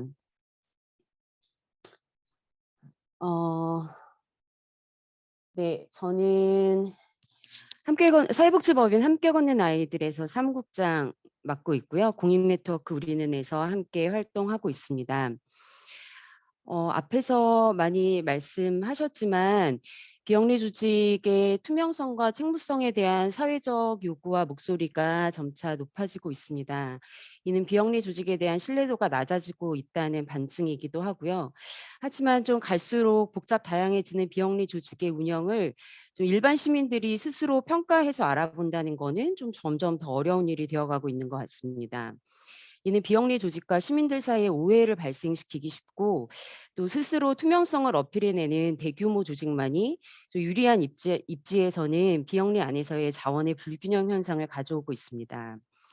또 한편으로는 이전에 공공의 미션만 잘 수행하면 되었던 비영리 조직들이 현재는 매우 다른 사회적 상황에 처해져 있는데요. 다양한 법과 또 다양한 부처의 규제 속에 놓여져 있고 이에 대한 대처를 하지 못했을 경우에는 좀 본연의 목적 사업이 아무리 잘 수행되었다고 하더라도 조직의 전반이 흔들리는 큰 리스크를 만날 수 있습니다. 그럼에도 불구하고 아직 이러한 사항을 제대로 인지하지 못하고 또 이전의 방식으로만 운영하고 있는 비영리 조직이 상당수 있는 것도 비영리가 직면한 현실인 것 같습니다. 이러한 상황에서 비영리 조직들이 운영과 재정에 있어서 법적인 또 행정적인 의무 사항들을 잘 인지하고 이에 맞춰서 조직을 운영하면서 또 외부와 소통하려고 하는 노력이 매우 절실한 때입니다. 공익네트워크 우리네는 저희가 2018년부터 중소규모의 비영리 조직이 자발적으로 모여서 전문가들과 함께 비영리 조직의 투명성과 책무성에 대한 논의를 지속해오고 있습니다. 앞에서 설명해 주셨던 MPO 책무성을 위한 자가 진단 지표를 만들고 현장에 이를 보급하여서 비영리 조직들에게 도움을 주고자 하였습니다. 하지만 우리는 제3자 조직이 아닌 현장 당사자 조직들이었기 때문에 자가진단 지표를 활용하여서 평가하거나 인증하는 작업은 하지 않았으며 최대한 많은 자료와 정보를 모아서 한꺼번에 확인할 수 있도록 하는 데 집중하였습니다. 그런 의미에서 오늘의 비영리 조직 건전성 제3자 평가 기준이 시작된 것은 매우 환영할 일이라고 하겠습니다. 비영리 조직들이 스스로 당면한 과제를 인지하고 적극적으로 대응하는 일과 시민들이 중소규모의 소중한 비영리 조직들을 찾아내서 응원하고 신뢰를 쌓아가는데 오늘의 이 시간이 큰 도움이 될 거라고 기대를 합니다. 지표에 대한 세부 의견을 말씀드리도록 하겠습니다. 앞에서 말씀해 주신 것처럼 중소규모의 조직인 경우에는 기본 평가만 통과해도 충분히 신뢰성을 가지는 것으로 코어, 어드밴스, 하이가 좀 서열적인 의미가 아닌 코어만 가져도 충분히 신뢰할 만하다, 이 조직은. 그런 메시지를 충분히 전달할 수 있으면 좋겠습니다. 그래서 오히려 의견으로 들어왔다고 말씀하신 베이직, 어드밴스, 마스터 같은 경우는 굉장히 서열적 의미가 더 강해서 저는 어떻게 생각하면 지금 주신 이 모두가 다 훌륭하다는 의미를 담고 있는 지금의 코어, 어드밴스, 하이가 더 좋지 않나라는 생각이 들기도 하고요. 또 코어에 획득한 곳을 충분히 칭찬하는 그런 방점이 주어지면 좋을 듯합니다. 해설서에 보면 지표를 설명하는 과정에서 유의사항 혹은 잘 지켜지지 않는 항목 등의 설명이 들어있는데 그 설명 자체가 이제 정보를 많이 제공하기 때문에 현장에 굉장히 도움이 많이 되는 것 같고요. 지표마다 이런 부분들이 추후라도 좀 더 상세하게 추가된다면 좀 단순한 평가를 넘어서 현장의 교육 하고 또 가이드를 주는 그런 의미가 크다고 생각이 됩니다. 앞에서 그 김미라 실장이 말씀하신 것처럼 주관적인 내용이 담긴 지표들이 있는데 사실 이제 평가 지표에서 주관적인 내용을 모두 배제하기는 굉장히 어렵지만 좀 현장 점검이나 자가 점검 때 그걸 어떻게 서류로 평가할 수 있을까 좀 고민이 되는 부분들이 있습니다. 평가 수수료 의견 궁금하다고 하셨었는데 평가 수수료 부분은 사실 이제 현장에서 의지가 있다면 3 년에 한 번 받는 평가이기 때문에 좀 부담할 수 있는 부분이라고 생각이 되는데 인증 마크 사용료가 따로 있어서 약간 깜짝 놀랐고요. 그게 이제 매년 부과되는 거라서 좀 그게 이제 합산해서 계산하게 되지 않을까 현장에서. 네, 그게 좀 부담이 된다는 말씀을 드리고 싶습니다. 세부 지표 의견 간단하게 드리도록 하겠습니다. 거버넌스 지표 부분에서 기본 지표 4에 이제 이해상충 거래에 대한 지표가 들어있는데 이게 기본 지표에 들어갈 내용인가 하는 것이 좀 고민이 되었었던 것 같고요. 그보다는 오히려 좀 기본 지표에 직원 관리나 고용에 대한 부분이 없어서 그런 기본적인 내용에 좀 포함되면 어떨까 생각이 들었습니다. 기본 지표 5에서 법정 보조 문서 보조는 사실은 많은 단체들이 좀 인지하고 있는 사항일 거라고 생각이 되는데 아까 김미라 실장님은 그걸 개인정보에서 말씀하시기는 했는데 좀 폐기의 문제가 오히려 인지가 되지 않아서 뭐 그 이후에는 폐기해야 된다라는 거를 좀 지표에서 설명할 수 있으면 좋을 것 같습니다. 심화 1-4에 이사회 조직 대표에 대한 평가 그리고 이제 이사회의 성과 평가 아까 사실은 권장 지표로 들어있기는 하지만 이게 필요하다는 건 알고 있지만 현실상 하고 있는 조직들이 저희가 이제 찾아봤을 때 많이 있지는 않고 굉장히 다들 어려워하고 있는 지표인 것 같아서 이거는 좀 가이드나 샘플이 있으면 좀 좋은 정보가 되지 않을까 생각이 들었습니다. 심화 지표 두 번째에서 임원 보수 항목이 지표로 들어있는 게 약간 의아했는데 이제 영리와 달리 이사진 보수가 비영리에서는 거의 없는 상황인데 부적절한 보수의 문제가 모든 NGO들 그러니까 비영리 조직들이 좀 체크할 만한 사항일까 하는 것이 좀 의문이었고요.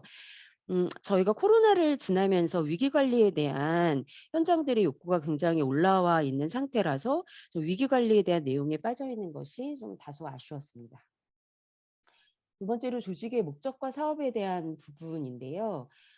사실 이제 조직의 목적에 따른 사업 수행 유무는 뭐 별도의 다른 평가로 해도 뭐 무리가 없을 만큼 워낙 광범위한 부분이고 좀 다루기 어려운 부분이라 조직 건전성 부분에서 다루기 쉽지는 않지만 그래도 언급하고 가는 게 의미가 있다고 생각해서 아마 넣으셨을 것 같고 저도 그런 부분은 좀 동의가 되는 것 같고요. 단지 기본과 심화 지표에서 이제 기본은 1년 단위고 심화 지표는 이제 3-4년 중장기 계획의 차이밖에 없는 게 조금 아쉬워서 좀 심화 지표에서는 객관적인 사업 평가를 위한 노력이 있었다든지 아니면 뭐 정관의 목적 사업과 현재 사업하는 사업의 뭐 일치 여부라든지 이런 약간 다른 차원의 점검이 있으면 어떨까 생각이 들었습니다.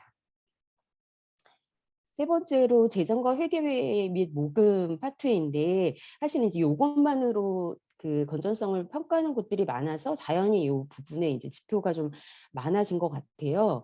기본 지표가 항목이 좀 너무 많지 않나라는 생각에 한참을 이제 계속 들여다봤는데 사실 이제 좀 이 부분은 필수적인 내용이어서 뭐를 빼는 게 좋겠다라고 의견을 드리기가 좀 굉장히 어려웠던 것 같고 현장에서는 좀 이 부분을 정보가 모여 있는 것만으로도 굉장히 도움이 되기도 하고 이거를 보면서 좀 체크하고 싶은 마음들이 있기 때문에 좀 더 상세한 설명이나 좋은 샘플들이 같이 제공되면 어떨까 정도의 의견을 드리고 싶습니다.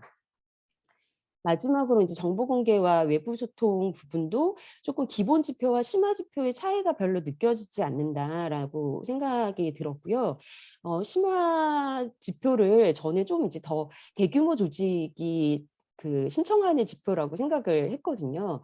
그래서 좀 수많은 기부자 정보를 다루는 대규모 단체에서 좀 더 신경 써야 되는 개인정보, 정보 공개 부분을 심화 지표에 담기면 어떨까 생각이 들었습니다.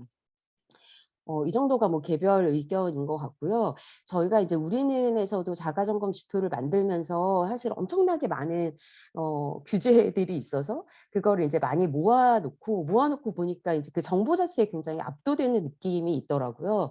근데 요번에 이 지표는 보면서 뼈대를 되게 잘 세우시고 잘 정리해서 추려내셨다라는 생각이 들어서 현장에 꼭 뭐 비용을 내고 이거를 받지 않더라도 굉장히 가이드와 도움이 많이 되는 지표가 되지 않을까 생각했습니다.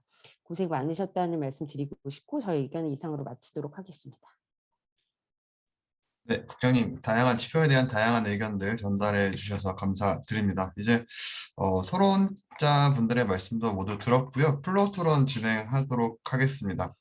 먼저 일단 플로어에 계신 분들의 의견을 쫙 듣고요. 그것에 대한 발표자 분들이나 아니면 토론자 분들의 답변을 이어서 듣는 순으로 진행을 할 텐데요. 여기 참여해 주신 분들 중에서 발표나 토론이나 뭐 아무튼 기준 자체 관련해서 여러 가지 의견이나 질문들 있으실 텐데 좀 그런 부분이 있다면은 이 카메라를 향해 이렇게 손을 들어 주시면은 제가 그 말씀하실 분을 좀 호명을 하도록 하겠습니다. 네, 질문 있으신 분들께서는 카메라 켜주시고 손 들어주시면 되겠습니다. 예. 한국공익법인협회 김덕산 이사장님 말씀 부탁드립니다. 네, 마이크를 켜야 되죠. 네, 발표 해주신 거 잘 들었습니다. 먼저 공익법인의 이제 운영을 위해서 애써주시는 박훈 교수님과 배홍기 교수님께 진심으로 감사드립니다. 배홍기 교수님은 뭐 이렇게 해외 제도나 사례들을 많이 연구하셔서 또 정부 기관에 이제 제안을 많이 해주시고 또 박훈 교수님께서는 국세청이나 기재부의 법령 개정과 관련해서 실제적인 의견을 저희 의견을 많이 반영해 주고 계십니다. 따로 감사드릴 기회가 없었는데 두 분께 이 자리를 빌어서 진심으로 일단 감사를 드립니다. 예, 먼저 지표와 평가를 자동차 경주에 비교를 해보려 하는데요. 자동차 경주의 목적은 얼마나 이제 빠르게 목적지에 정확하게 들어오느냐인데 공익법인 뭐 이게 실무 환경이 이제 그런 자동차 경주하게 적합하지 않은 게 되게 많습니다. 첫 번째는 비유로 하자면은 도로 인프라가 엉망입니다. 그리고 자동차 성능이 시속 80km밖에 못 내는데 경주는 100km까지 속력을 내라 합니다. 그 사례로 법령과 제도의 미비점을 먼저 들고 싶은데요. 공익법의 회계 기준 나온 지 4년 지났는데 공식적으로 공익법의 회계 기준 질의하는 루트가 하나도 없습니다. 그런 상황에서 공익법인 회계 기준의 뭐 회계 투명성을 얘기하는 게 앞뒤가 안 맞는 얘기인 것 같습니다. 두 번째는 여전히 주무관청에서 잘못된 안내를 많이 하고 있습니다. 최근에 있었던 사례 몇 개 들면요, 주무관청에서 재단 출연자의 건물에 절대 임대차를 하면 안 된다라고 뭐 이렇게 안내하는 경우도 있었고요. 뭐 공정한 가격으로 임대차를 하면 문제가 없는데 절대 임대차를 안 된다고 지적사항을 내는 경우가 있었고요. 그 다음에 뭐 장학금을 원천 징수 안 했다고 지적사항 내는 주무관청도 있었습니다. 아마 뭐 들으시는 분들이 좀 어이없는 분들도 많으실 거라고 봅니다. 그 다음에 뭐 사회복지 공동모금회 같은 기관을 좀 예를 들고 싶은데요. 이 기관들 정산 시스템 보면은 뭐 몇백만 원 사업비 쓰는데 정산 서류는 뭐 수백 페이지입니다. 이게 무슨 뭐 지원금을 주는 건지 아니면은 뭐 백과사전 제작 용역을 주는 건지 이해가 안 됩니다. 이런 기관들이 전산 시스템에 전혀 투자하지 않고 뭐 공익법인 보고 일 잘해라고 하는 거는 고속도로도 아니고 뭐 일반 비포장 도로에서 자동차 경주를 왜 제대로 못하냐고 비판하는 거랑 똑같다고 봅니다. 그 다음에 이제 평가 지표를 보면서 제가 생각된 건데요. 사실 평가 지표는 객관성을 가져야 되고 객관성이라는 거는 누구나 평가를 해도 동일한 결과가 나와야 됩니다. 물론 뭐 약간 정성적인 부분에서는 한 두세 분의 아니 3명 이상의 뭐 전문가들이 의견이 일치한다면은 또 객관성을 확보할 수 있다고 보는데요. 그 중에 하나가 외부 전문가와 고문이 있습니다. 사실 비영리 이쪽이 특수 분야라서 좀 이제 판단하기에 좀 애매한 부분도 있는데 외부 전문가 단순히 고문이 있다고 이게 또 공정하게 운영되는지에 대한 의문이 듭니다. 일단은 최근에 있었던 사례로 아까 말씀드렸던 장학금을 원천 징수해야 된다는 뭐 그런 회계사분도 계셨고요. 독거노인한테 라면 배달했는데 노인들한테 적격 증빙을 수취안했다고 지적사항을 내는 회계사님도 계셨습니다. 그리고 교육청에 어느 분이 자문회 하셨는지 모르겠는데 뭐 교육청 자문 회계사님이라는데 장학재단은 절대 인건비 8천만 원 이상을 지급하면 안 된다고 안내를 했고 실제로 공익법협회 소속 장학재단들도 그걸 이제 진리로 알고 8천만 원 인건비를 지급 안 하고 있는 경우도 있었습니다. 단순히 외부 전문가의 자문을 받는다고 이제 평가 지표를 좋은 지표를 받는 것에 대한 공정성에 좀 의문이 들긴 합니다.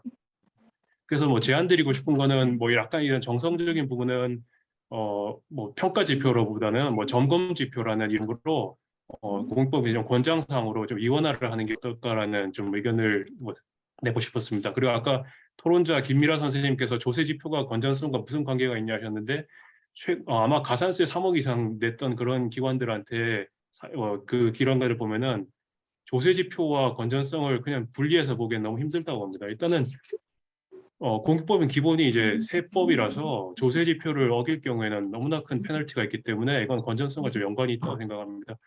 마지막으로 평가 지표가 객관성을 잃어버리면은 시장에서 저희는 평가에 참여하는 이들이 공정성을 의심하기 시작하고 아마 이제 객관적이지 않으면은 아마 참여 주체들 자체가 반발이 심할 겁니다. 대표적인 예로 별점으로 단순히 평가하던 가이드스타의 평가 지표는 공정성을 잃었고 뭐 평가 시장 참여자들로부터 많은 소외를 받았습니다. 그런 뭐 평가 절차 평가에 좀 전철을 밟지 않아야 된다는 의견을 드리고 싶습니다. 감사합니다.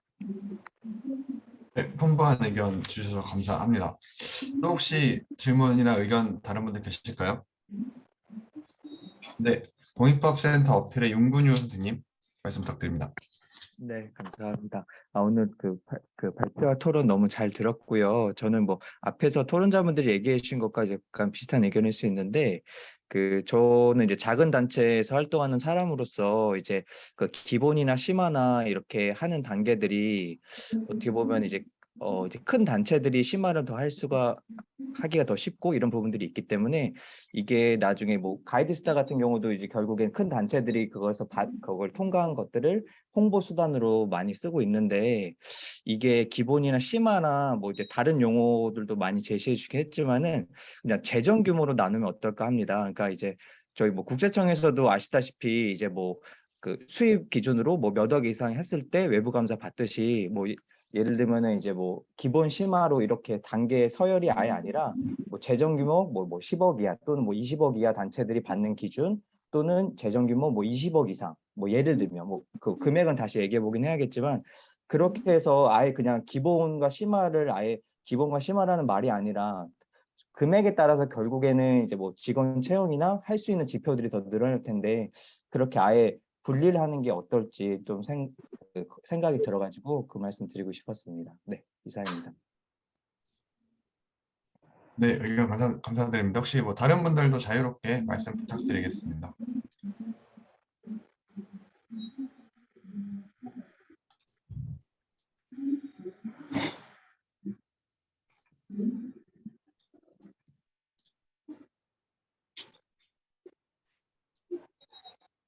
네, 김미래 씨, 일단 플로어 분들 말씀 듣고 그 다음에 이어서 진행을 할게요. 혹시 뭐 추가 의견이 없다면 바로 진행을 해도 될 텐데, 혹시 뭐 추가로 말씀이나 뭐 궁금하신 점 있으시면 카메라를 들고 손을 들어주시면 바로 기회를 드리도록 하겠습니다. 최호영 기사님 말씀 부탁드립니다.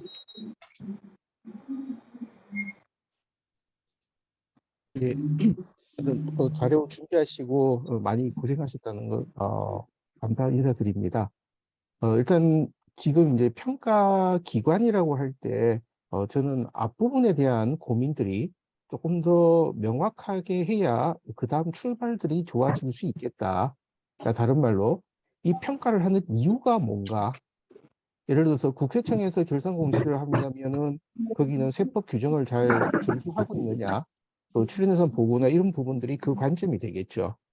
근데 이 평가를 했을 때 이거 자체가 예를 들어서 기부자를 위한 정보 제공이다 라고 한다면 비영리 법인 중에 기부금을 받는 공익법인만 해당이 되게 돼버리게 됩니다. 그리고 모든 정보는 기부자를 위한 관점에서 나와야 되게 되고, 근데 기부자가 아니라 공익법인 자체의 목적 사업을 얼마나 충실하게, 그러니까 조직의 충실성, 그러니까 설립 존재 근거 목적에 대한 충실성을 본다 그러면 훨씬 더 넓은 관점에서 다시 볼 수 있을 것 같아요. 그래서 그런 점에서 이 평가 기관이 지향하는 목표, 방향, 이 부분이 좀 더 명확해야 그 다음 나온 지표들에 대한 설득력이 가능해질 거고, 그거에 따른 방향이 그 다음에 나가야 되는 의미가 있다고 보입니다. 근데 그런 점에 있어서는 김미라 실장님이 지적하신 거하고 비슷하게 어떻게 보면 지금 나와 있는 규정에 대한 준수, 이 부분에 대한 게 너무 치중돼 있다.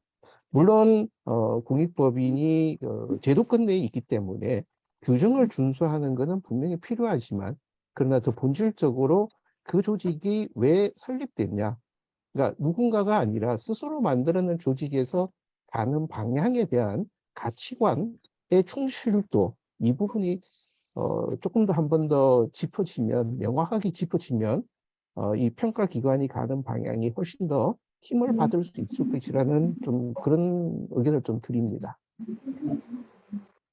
네, 최현석 기사님 의견 감사드립니다. 그 프로에서 혹시 그 지금 말씀 안 하시는 분들은 죄송한데 음소거를 좀 부탁드리고요. 잡음이 좀 들어와서 혹시 다른 질문 있으실까요? 질문도 의견도 괜찮습니다. 네, YWCA 박동수 국장님 말씀 부탁드립니다.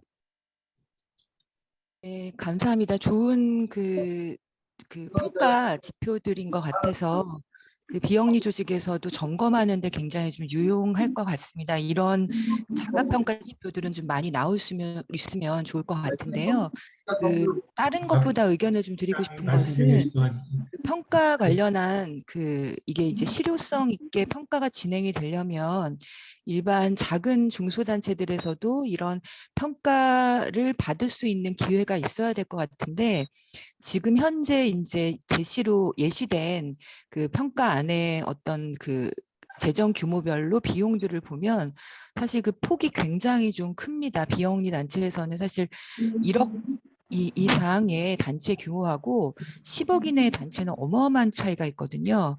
그래서 이 범위가 사실은 뭐 아예 뭐 면제가 가능한 범위를 뭐 5억 이하로 하던가 라든가 조금 그 폭이 조금 줄어들어야 되지 않을까, 이런 생각이 좀 들었습니다. 그래서 사실 1억 원에서 2억 원 정도 되는 단체들은 실무활동가가 거의 1명에서 1명, 2명도 채 안 되는 조직들이 꽤 많을 거거든요. 그렇게 되면 평가를 받으려고 해도 인력도 없거니와 준비하기도 좀 쉽지가 않을 것 같아서 조금 폭을 넓혀서 다양한 단체들이 좀 평가를 받을 수 있는 기회를 넓히시는 게 이 제도의 실효성을 높이지 않을까, 이런 생각이 들어서 의견을 좀 드립니다. 네, 국장님 의견 감사드립니다. 배영기 교수님 잠깐 뭐 말씀하시려고 했던 것 같은데. 그 다른 목소리가 나도 일단 제가 모두 음소거를 시켜드릴 테니까 발표하시는 분 다시 하세요. 네, 고맙습니다. 그러면 이제 한두 분 정도만 더 의견을 들어보고 발표 토론자 분들의 또 의견을 이어서 들어보면 될 것 같은데, 혹시 또 다른 의견이나 질문 있으실까요? 손 들어주시면 제가 호명하도록 하겠습니다. 네, 김일성 이사님 말씀 부탁드립니다. 네, 안녕하세요. 한국공익법인협회 김일석입니다. 사실 뭐 저희도 평가에 대해서는 굉장히 공감을 하는 부분이고요.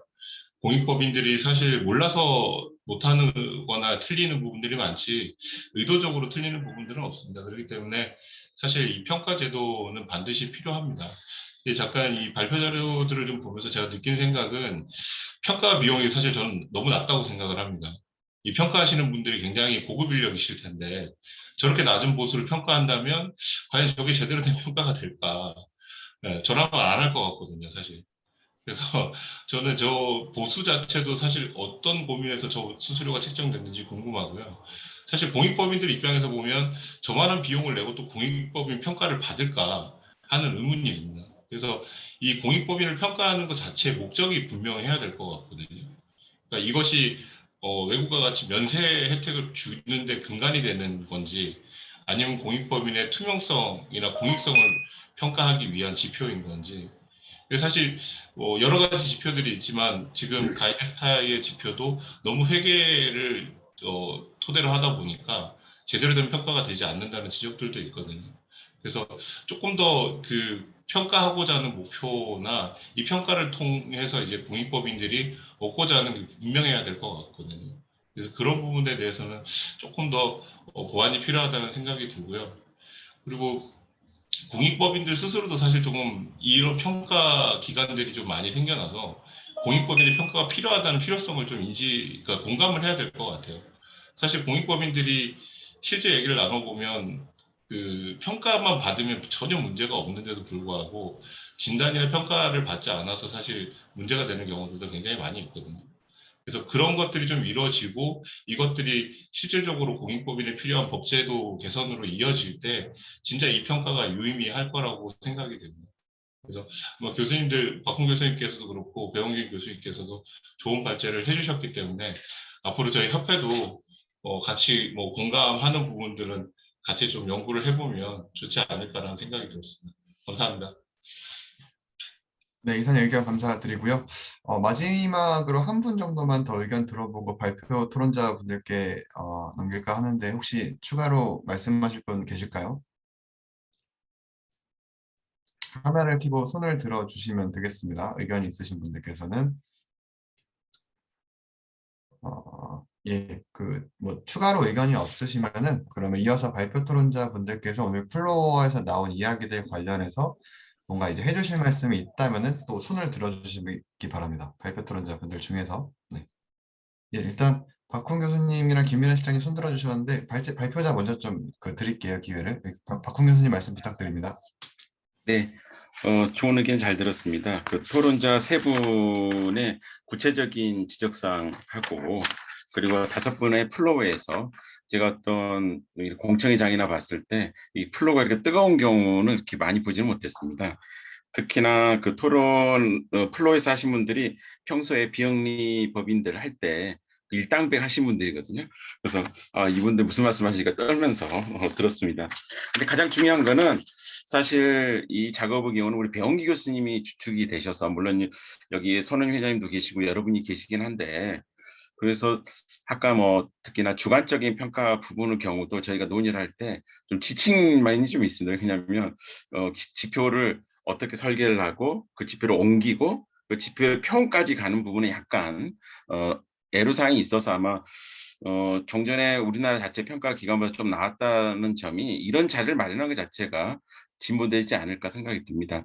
저도 이 정도 내용을 가지고 지금까지 다른 기관들 해왔던 거에서 좀 더 한 발짝 나가는 것 같고요. 그래서 뭐 지적하셨던 토론자 부분의 경우도 실은 만들면서도 아신 부분 스스로 준비하면서도 있던 부분입니다. 그래서 아마 지적하셨던 부분이 구체적인 부분이 반영이 되는 작업이 되지 않을까 생각이 들고요. 그다음에 가장 뼈아프게 이제 듣는 부분의 경우가 어떻게 보면 이걸 왜 하느냐에 대한 부분일 겁니다. 사실 지금 현재 접속이 한 73명, 저 포함해 73명이 접속이 돼 있는데 왜 필요한지에 대한 부분의 경우에 방향성 부분은 약간의 차이는 있긴 하겠지만 평가의 필요성 부분은 다 동감하기 때문에 여기 자리에 왔다고 생각이 들거든요.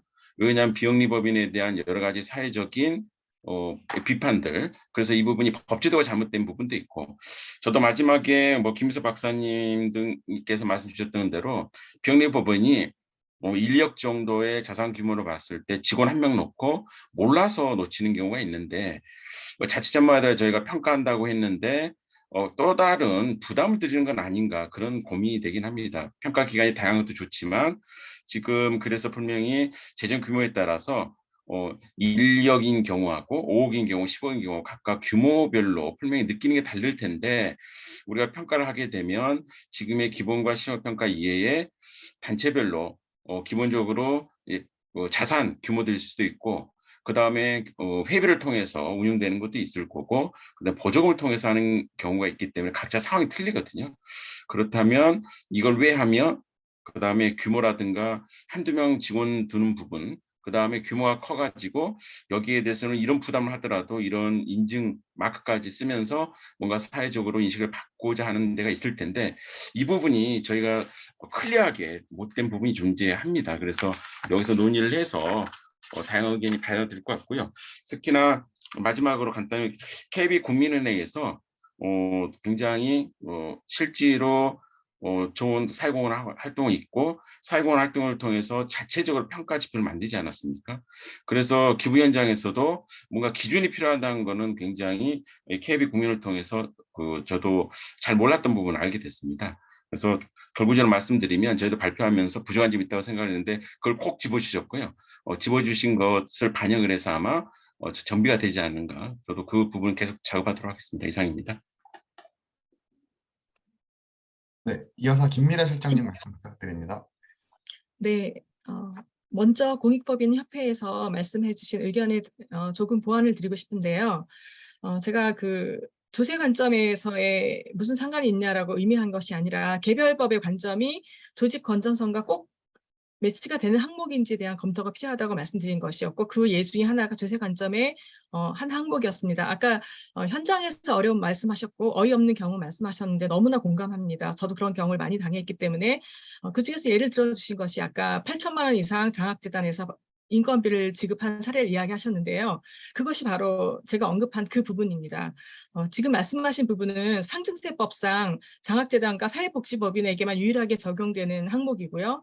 일반적으로 기업이 수익에 대하여 법인세를 납부한다면 수익 사업이 있는 사회복지법인 같은 경우 기업의 관점으로 본다면 법인세를 납부해야 되지만 그것을 고유 목적 사업으로 전보하였을 때 법인세를 면제해주는 그 제도가 있고 그렇기 때문에 그런 자격을 가진 사회복지법인은 그만큼 세제 혜택을 받았으니 8천만 원 이상의 인건비를 쓰지 말라는 그런 조세 관점에서의 법령입니다. 그런데 그것이 마치 컴플라이언스 측면에서만 적용이 되어서 그것이 건전성하고 연결이 되어진다고 판단한다면 처음에 의도한 조세 관점의 의도와 건전성의 목적과는 부합하지 않는다고 생각하여서 그런 의견을 드린 거고요.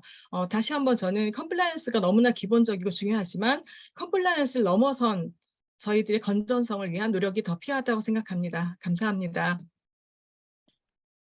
네, 발표자와 토론자분들 중에 혹시 또 추가로 의견 말씀해 주실 분 계실까요? 네. 저도 말씀드릴까요? 일단 배 교수님 말씀 듣고 그 다음에 우리 김덕선 이사장님 그 뒤에 말씀 이어서 듣도록 하겠습니다. 교수님 말씀 부탁드릴게요. 먼저 오늘 신청하신 분이 103명이나 70분밖에 안 들어오셨는데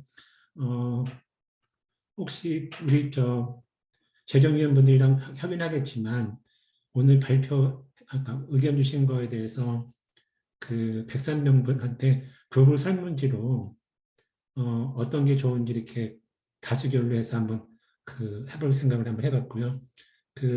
또 하나 말씀하셨던 건 이게 평가가 왜 필요한 거에 대해서는 아마 일단 우리 개인들 기부자들은 별로 그렇게 목소리를 별로 못 내는데 아까 KB 국민은행 같은 경우도 있고요.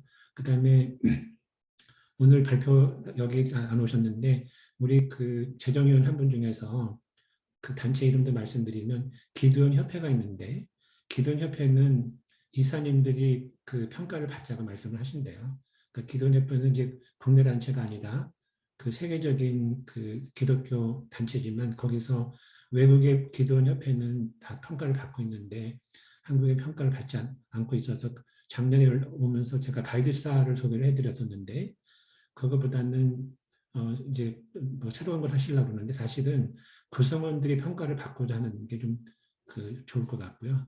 그 다음에 또 하나 말씀드리고 싶은 거는 일본의 사례를 보면 휴먼 예금을 가지고 거기서 이제 그랜트를 받는 데들은 그 JCN이 평가를 받도록 하고 있거든요. 그래서 이게 좀 어렵긴 하겠지만 KB 국민은행이나 아니면 우리 큰 재단 같은 데서 이런 기부금 같은 걸 나눠줄 때 이럴 때 지금 바로 하자는 얘기는 아니고요. 언젠가는 그 제3자 평가를 받는 데들한테 약간 특혜를 주겠다. 이렇게 되면 약간 확산이 될 것 같은데 이게 자칫